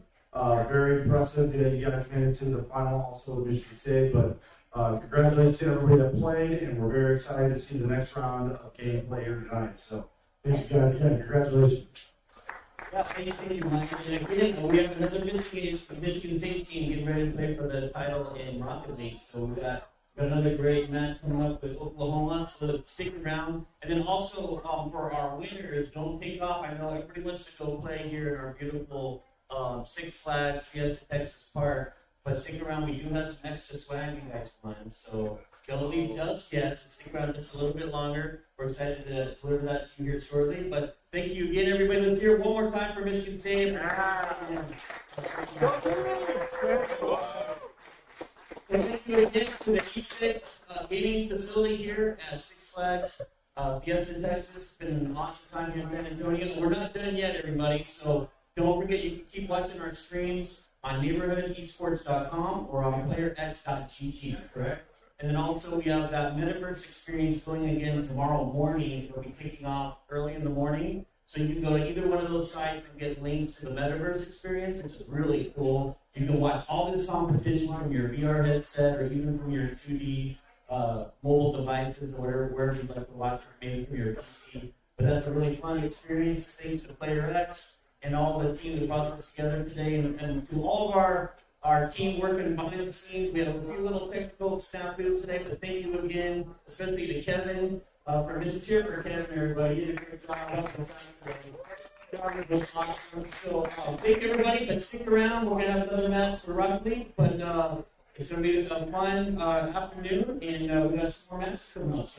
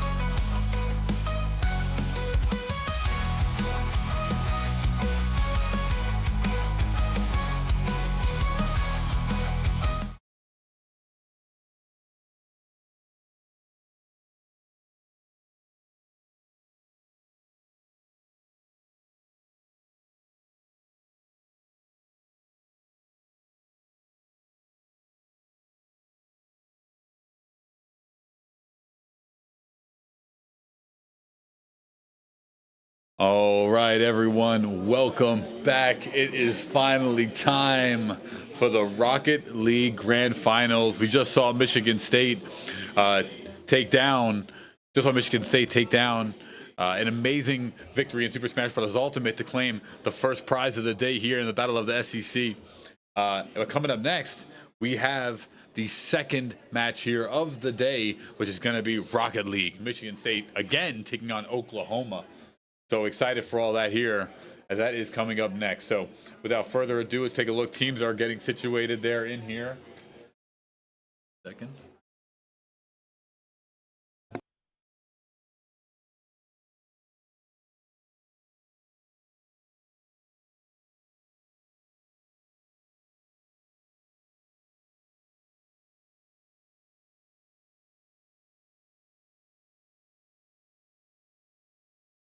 Teams getting situated now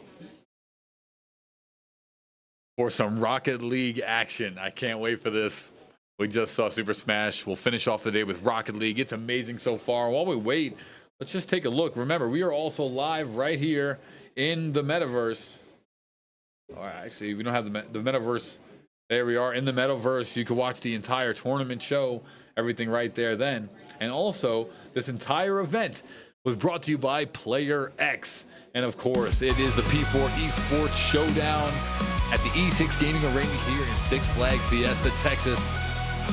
As we see the SEC take on the Big Ten in not only one of the best traditional sports rivalries, but now over into esports as well. So that's always really fun to see. We are getting ready to get right into some Rocket League. Cannot wait for this.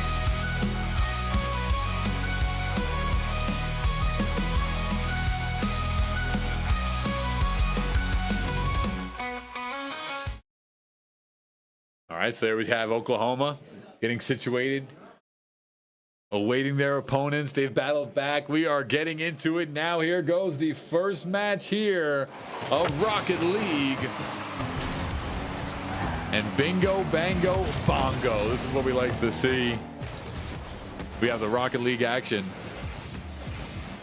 All right, Pay shoots it over here mid-screen.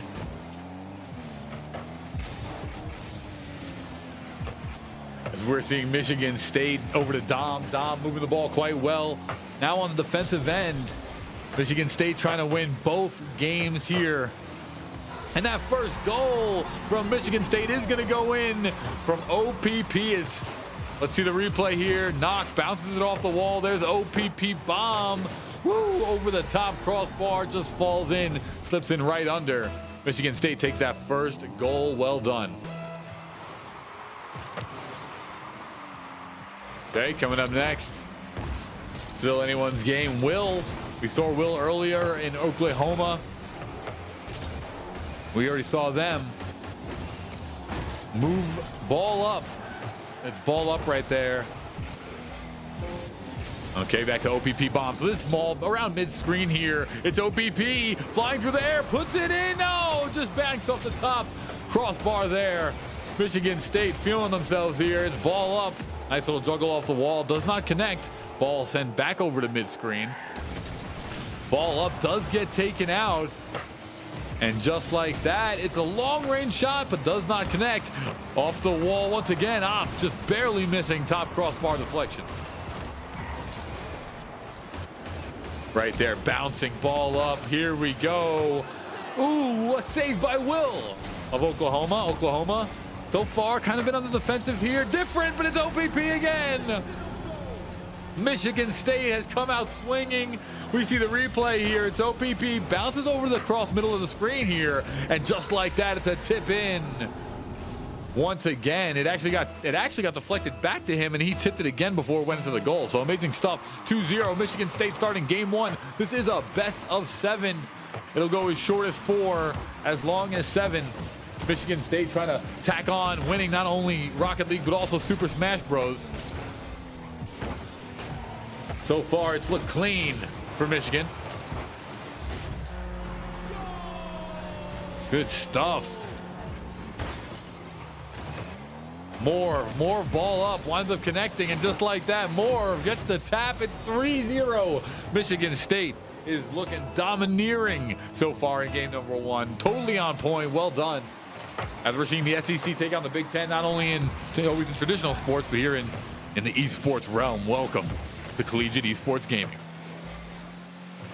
Pay will here of Oklahoma touch that ball, get it over half. It is one character gets wrecked for Oklahoma, and just like that, they're forced to defend with only 2 cars alive. That third will get launched. It'll be a defensive stop by Will, who knocks the ball away.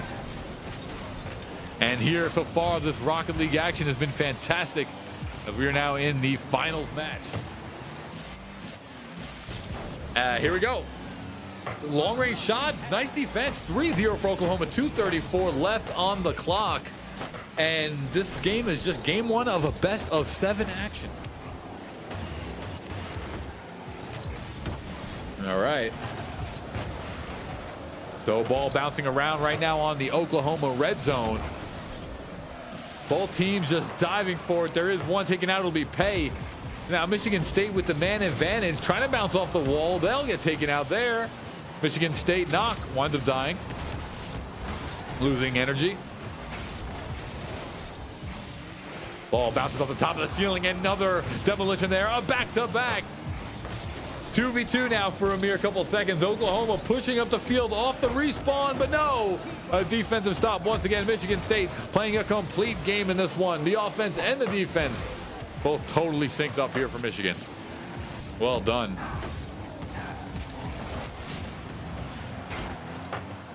Three to 0. Michigan State has looked impressive here in game number 1.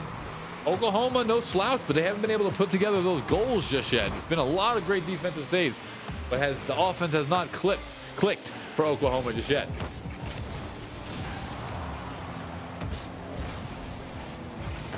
Oh.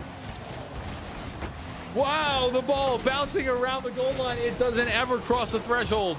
And that first goal does not come. Ball bouncing up in the air. 1 minute remaining here in game 1. Over the top of the field. Oof. Off the backboard, does not connect. Michigan State looked to put in a 4th shot. Over the middle of the field. No connection there. Ball still bouncing around. Oklahoma, this one does look like it's going to fall. 3 goals in 44 seconds. Not likely to say the least. Michigan State still playing oppressor.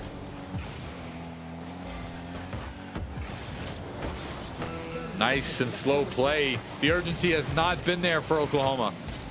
Down 0-3. First goal though, and a knock will get the 4th goal for Michigan State University. And Oklahoma on their heels most of this match. And that goal will come out here for Michigan State. 25 seconds left. And we'll see if there's any chance at all for even 1 goal for the Oklahoma warm-up. I don't see it. They will take some shots. But Michigan State right now with a 4-0 lead. Well done. Very well done. You'll love to see it. 10 seconds remain here in game 1. At the Player 4, presenting by Player X, Player 4 Esports event. That first ball will be up in the air. 4 goals, obviously not possible.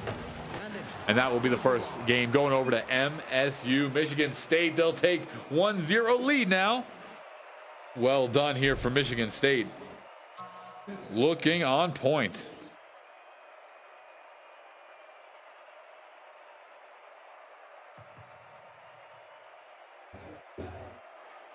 All right, so we take a look at some of the stats on the screen here. Michigan State, not much defense at the 4-0. The point score alone was dominant here for Michigan. 4 times, 5 times, some of Pay and Dom score here and there. The assists were there. I mean, it was a good match. No question about it. So we're getting into the next one. Over to the Champions Field, 3v3. Michigan State going on up against Oklahoma.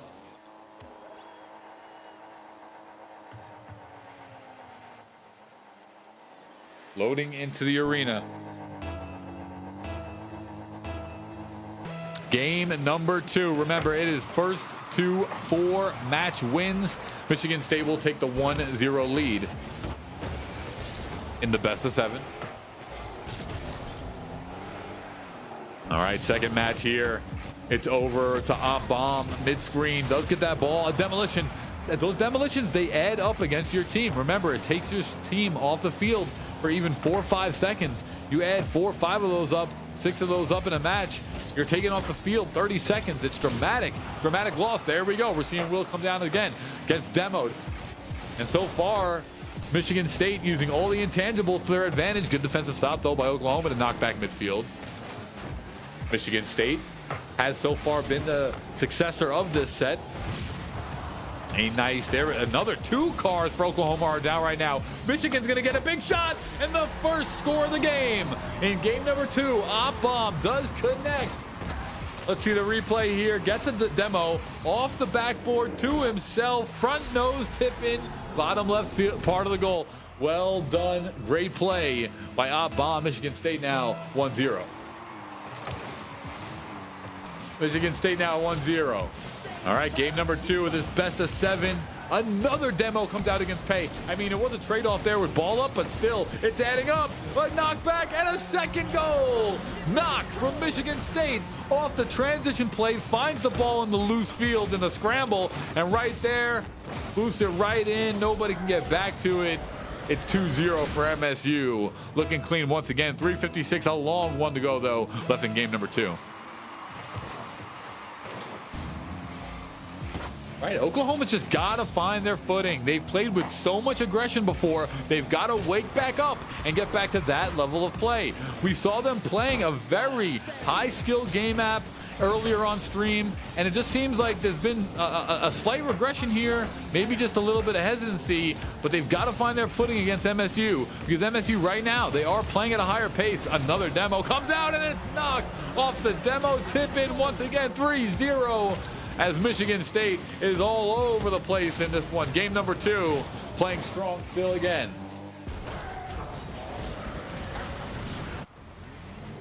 There we go, well done. All right, game number 2 here. 3-0, Michigan State takes on Oklahoma. A demolition now in favor of Oklahoma, though. They need that one. Oklahoma going up after the ball. Still not out of it. And here's the thing. In the best of 4 situation, you can lose 2 games and come back. That's not really the problem here. Top more of ball up, playing defensive there, winds up getting the stop. But you can lose 2 games and come back.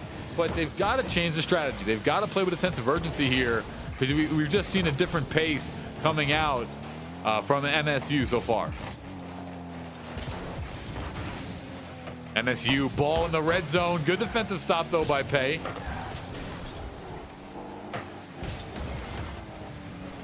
Just a little bit off as that shot, some shots on goal starting to come out. Oklahoma, which you love to see. It's a defensive play. Once again, Will comes up, breaks it up. Ball up, though, off the back of the screen. MSU looking for it. Bomb does get stopped. But no, it's like every chance, every attempt MSU gets, they're taking it. And Oklahoma still has not crossed over mid part of the map many times with the ball in their favor, not in a controlled state. Off the top of the ceiling here, it's MSU once again, but a good defensive play here by Pay to bring that ball back into their ground. Here we go, off the backboard, and a top bomb once again. Fantastic job. Look at this. It's ball up, passes up to Bomb off the top of the backboard, and he's done that a ton. Bottom right corner, really hard to stop, and does connect for 4 goals once again. MSU is in complete control right now through 2. Remember, this is a best of 4 here in the E6 Gaming Arena at Six Flags Fiesta.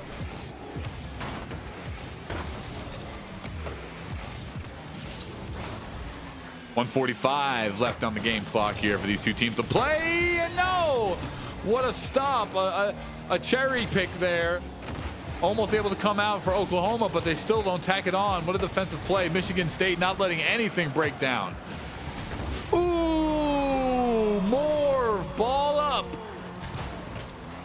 Takes it the whole way himself here for the 5th goal. Bounce it off the backboard nice and slow. They'll tappy. Change up and goes right in. Well done. It's now 5-0. MSU is dominating this one.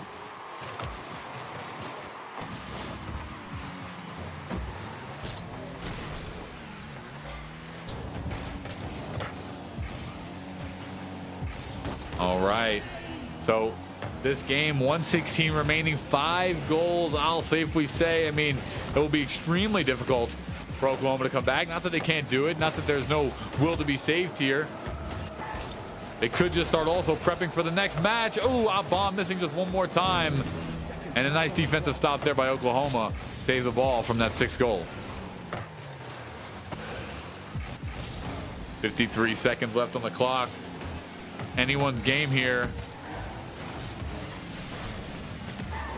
There's always room for comeback, I'll say it, but the MSU defense has been swarming. Their offense has been spectacular. And one more time, it could be with a boost off the wall. More ball up. 6-0. Enough is enough. 35 seconds left in this one, and Oklahoma, they're gonna have to figure out. Start talking about it now. Let this match go. Go down 0-2. Start talking about what the adjustment needs to be made. MSU playing at a different pace right now, and Oklahoma getting lost in the scramble. Now 30 seconds remaining.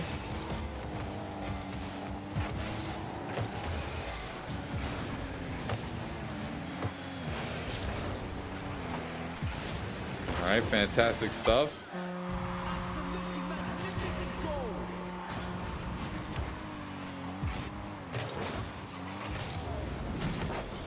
Okay, so just as we finish out game number 2 here, there we go. Finally, Oklahoma on the board, and maybe that's exactly what they need. Maybe that's the next phase of this game. They get one. It's almost in like basketball. You're cold, right? And what do they tell you? You just get to the foul line, hit a free throw, a shot that's not moving. Get a clean one. Something to just see it go in and change up the pace here. Oh, maybe a second? No, good defensive hold. This ball, when it touches the ground, we'll call it done. And a nice shot there, and look at that, some life coming out from Oklahoma. You love to see it. Here's the rebound. It's popped up by Will over the top of the goal, and a double team. There we go. Oklahoma City is forming for that. Going to need a tune-up after that. Let's go. Game 2 is done. Michigan State going down 0-2 so far. Let's take a look here at the stat line. Tells a very different story. I mean, 6 goals. The assists, we see 2 assists off bomb, 1 for more ball up. And the touches, look at that, 75 touches by bomb. Amazing. 75 touches by bomb. Incredible stuff there. You don't see that very often. Another 50 from Morov and 40 from Knock. I mean, come on.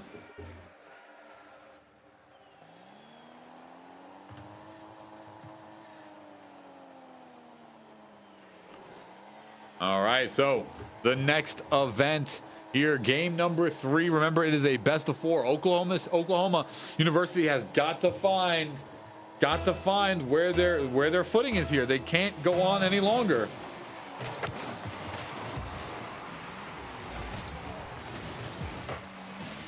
Let's see here what Oklahoma can bring.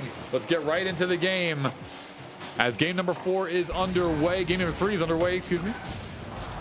Bomb does get a destruction there.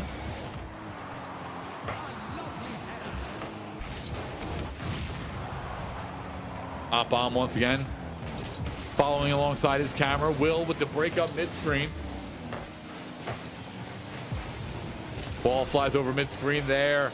MSU still swarming, but I'm already seeing a new energy from Oklahoma. A shot on goal is MSU. Oklahoma trying to get that ball out of there, but it's going to be pay. Ball up does stop that push. Right now, MSU doing a great job of just keeping that ball right in the enemy territory. Good defensive stop once again, but it is 100% Oklahoma just reeling here. Ball over the middle. Bomb does miss it. Still in this red zone. It's been in here for 10, 15 seconds now. MSU are not letting that ball leave. And just like that, they think the ball's finally going to get out, and no. Or ball up brings it right back to their zone. Over the top of the map. Off the backboard. No. Doesn't connect. It's a miss, though. All the players are fluttering. They can't find it. It's a save by pay. 3:32 left. Mid-match here. Bomb Sends it over mid-screen, and Will gonna get the defensive stop, try to boost the ball away, and for the first time in nearly 30 seconds has the ball left, and only momentarily, the Oklahoma red zone backflip, and that'll do it. Off the backflip, ball gets behind the defender, and it's more of ball up right here. So you see the ball, Pay tries to knock it away, and ball up takes advantage there, connects, and takes that first goal. Once again, MSU has scored for the first goal 3 games in a row. But Oklahoma City is looking much better this time around. I can tell it. I can tell. They are looking fantastic. Definitely playing with a better pace.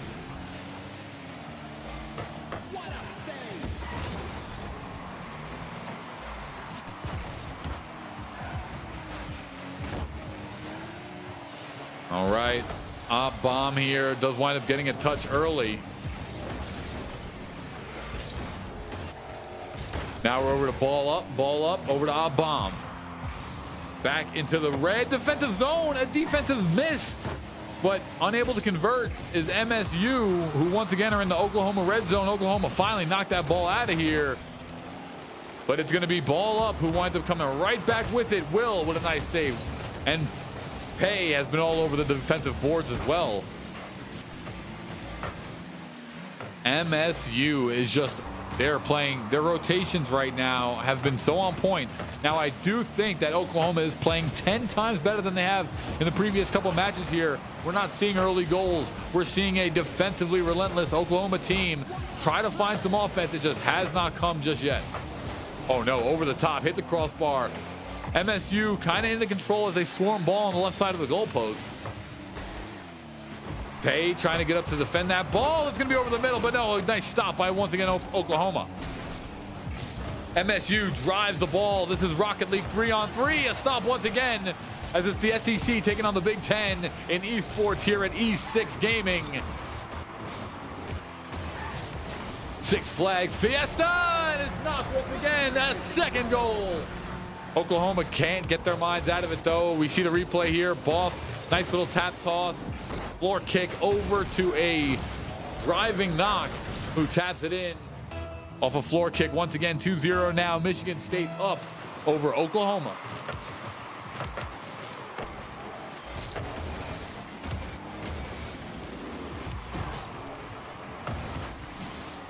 Okay, so now we are down on the ground.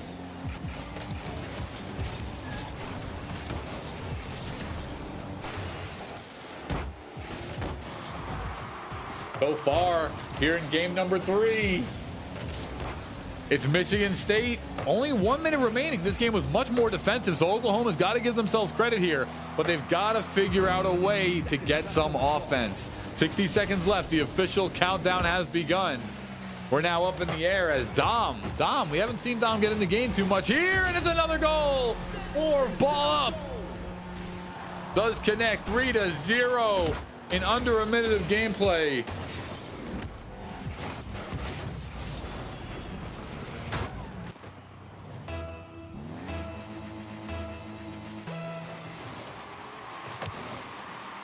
Well done so far.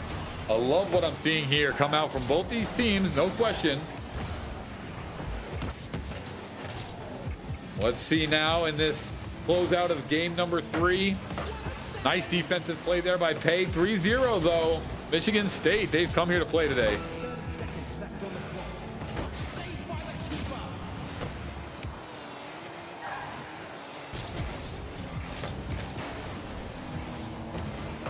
Ball up in the air off the backboard. 3-0. 15 seconds left in this one.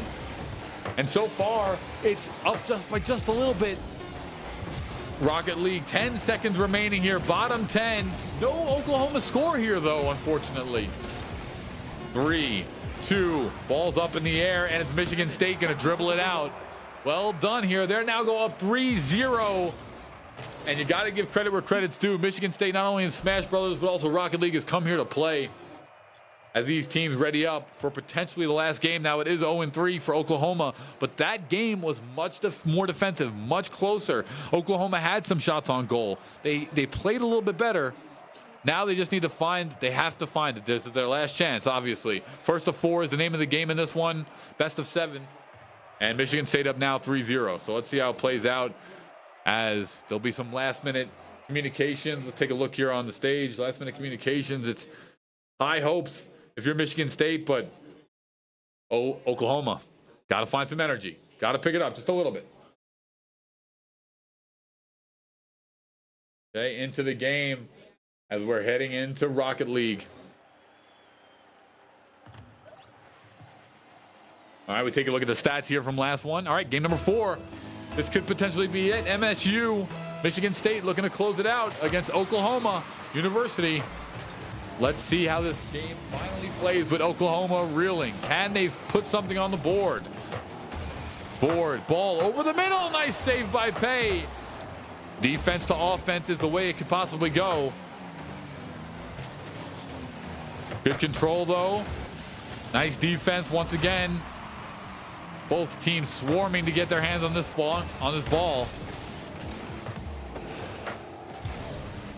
Well played. Off this wall. Here we go. Will's attempt. Shot on goal. And Will, the first game this set that Oklahoma has scored first. And that's got to be making them feel good. Well done. We saw the replay there. Bounce off the sidewall. Will finds himself.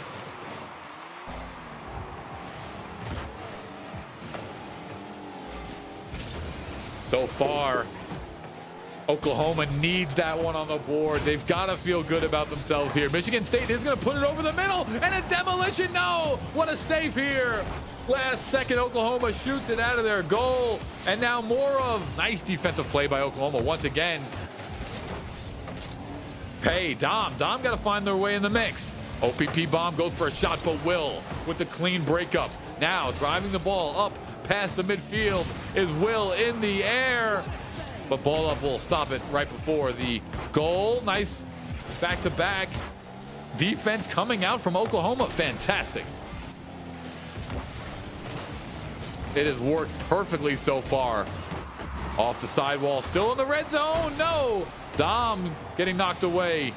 And that ball gets saved once again by Will, who has had a ton of saves so far. Off the middle, Pay passes to Will. Nice back flip there. And the rotations for Oklahoma are definitely looking more clean. No way. No way! Nice save by Pay. That was a great read. Patient as ever. Oklahoma looking like a different team here in game number 4. It really makes you think what is possible. Will saves that ball. Ball still going over the top mid. Ball up, gonna save it here for MSU. Okay, here comes more of ball up. Will is being a nuisance.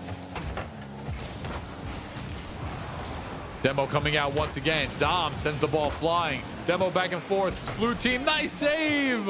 Will has saved the day here for Oklahoma so many times.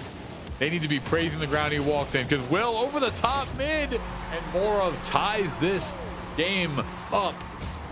1-1. Amazing stuff.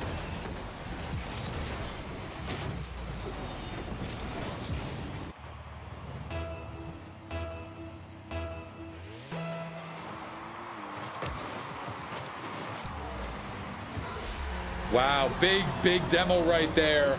And it's op bomb once again. 2-1 MSU. Let's take a look. Right off the opening play here, they wind up winning the face-off. And even though it was a trade for the opening cars, it was ball up, op bomb, excuse me, from the back line, who just sends it forward and winds up going in.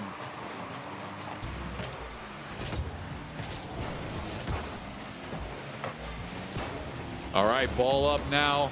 Up over the top middle of the map. That ball goes right back into the Oklahoma red zone. Up in the top of the air. No, just wide right.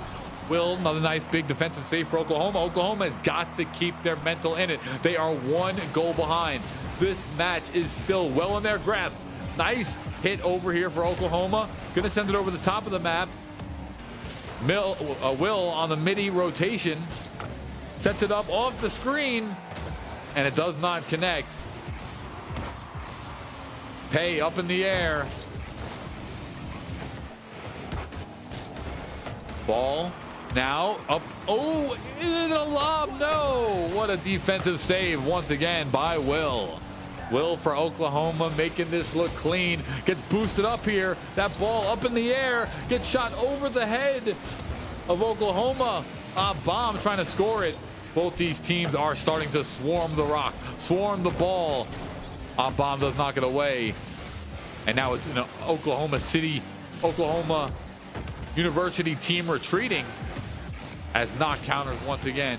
That ball gets knocked away. It's going to roll in. Pay scored off the intangible defense there. Defense turned to offense, and Oklahoma has woken up this game.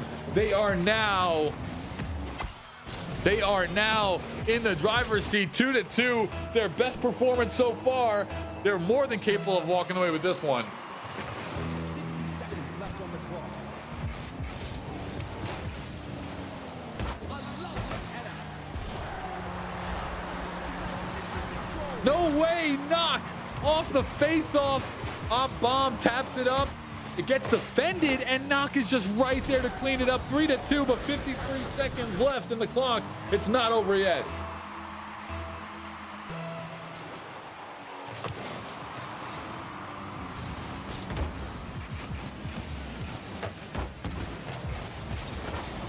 Oh, a bomb! No, over the middle. A bomb once again. Knox sends it flying in the air. It bounces off the backboard, and MSU now for 2 plays in a row. Pay just missing the defense. And just like that, wow, fantastic stuff there. MSU up 4-2. That would have been a cheeky goal there by Pay, and a much needed one. I'm still going to say it is not over in the slightest. Oklahoma can battle back here. They're down 2 goals, but they look better than they've played in any set so far in this 4th one. 30 seconds remain, but I still think it's theirs. Let's see, can Oklahoma put it on the board? A nice boost forward. Dom gonna knock it over middle. Will almost pick that up. It's still over the dam. There it is. There's the one. There's a big goal. It doesn't leave a ton of time on the clock. The defensive rebounds come in, and right there is Dom, right button on nose, perfectly placed in position, and winds up connecting.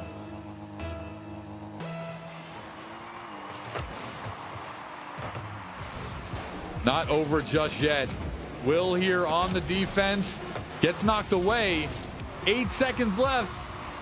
This is going to be a big one. In the air is the ball. Knock. Okay, not over yet. Not over yet. They're keeping it up. They're trying to do everything they can. No! It's a bomb juggling it just like that. And that'll seal the deal. Michigan State is going to go on to win both, not only Super Smash, but also Rocket League. They came, they saw, and they conquered. Oklahoma put up such a great fight. Well, let's make some noise as Michigan State is walking away with not only Super Smash Bros. Ultimate, but also Rocket League, a 4-0. Amazing job there. Coming up next is the award ceremony, as we'll hear once again from Mike Vela, CEO, president of Player X, who made this all possible. We are here, tuned in, and enjoying the day. Fantastic stuff. Amazing job. MSU, Michigan State University, winds up coming and winning both games right here. So there they go. They took both. And let's take a look on stage to see what's going on as teams are getting ready to bring it on over. Well done. Amazing job. Michigan State, let's hear from Michigan State taking Rocket League Championship. Nice job sweeping the competitions today. So we're gonna let you guys gather your emotions, come down with us, but pretty excited. What a great match! Good job, Oklahoma. We got some goodies for all of our first and second place winners. Up to the front. Took the smash.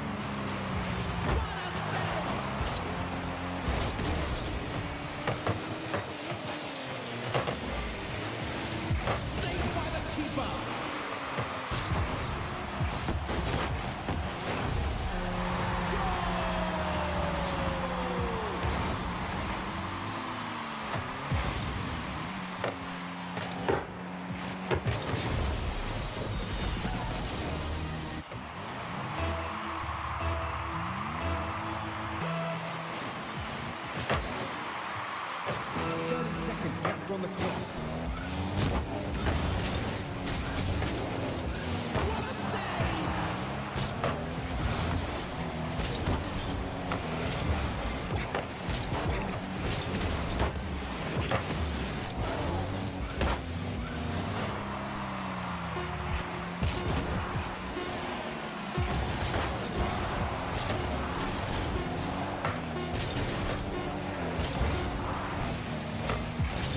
Going to need a tune-up after that.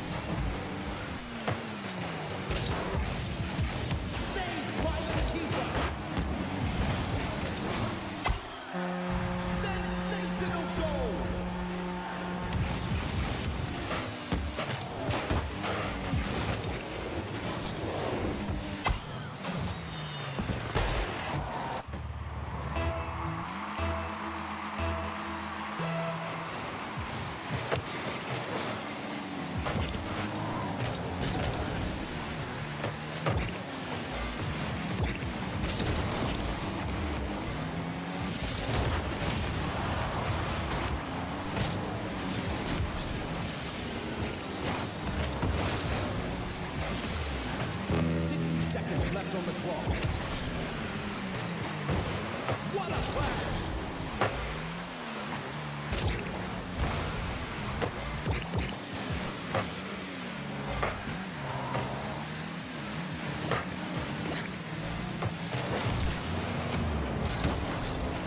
A lovely header.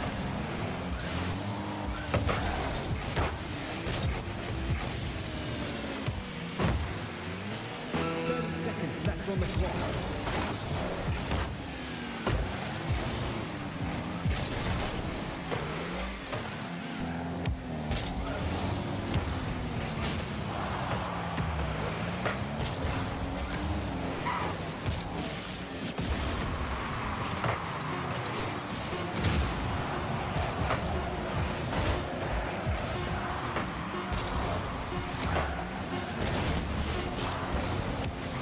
Going to need a tune-up after that.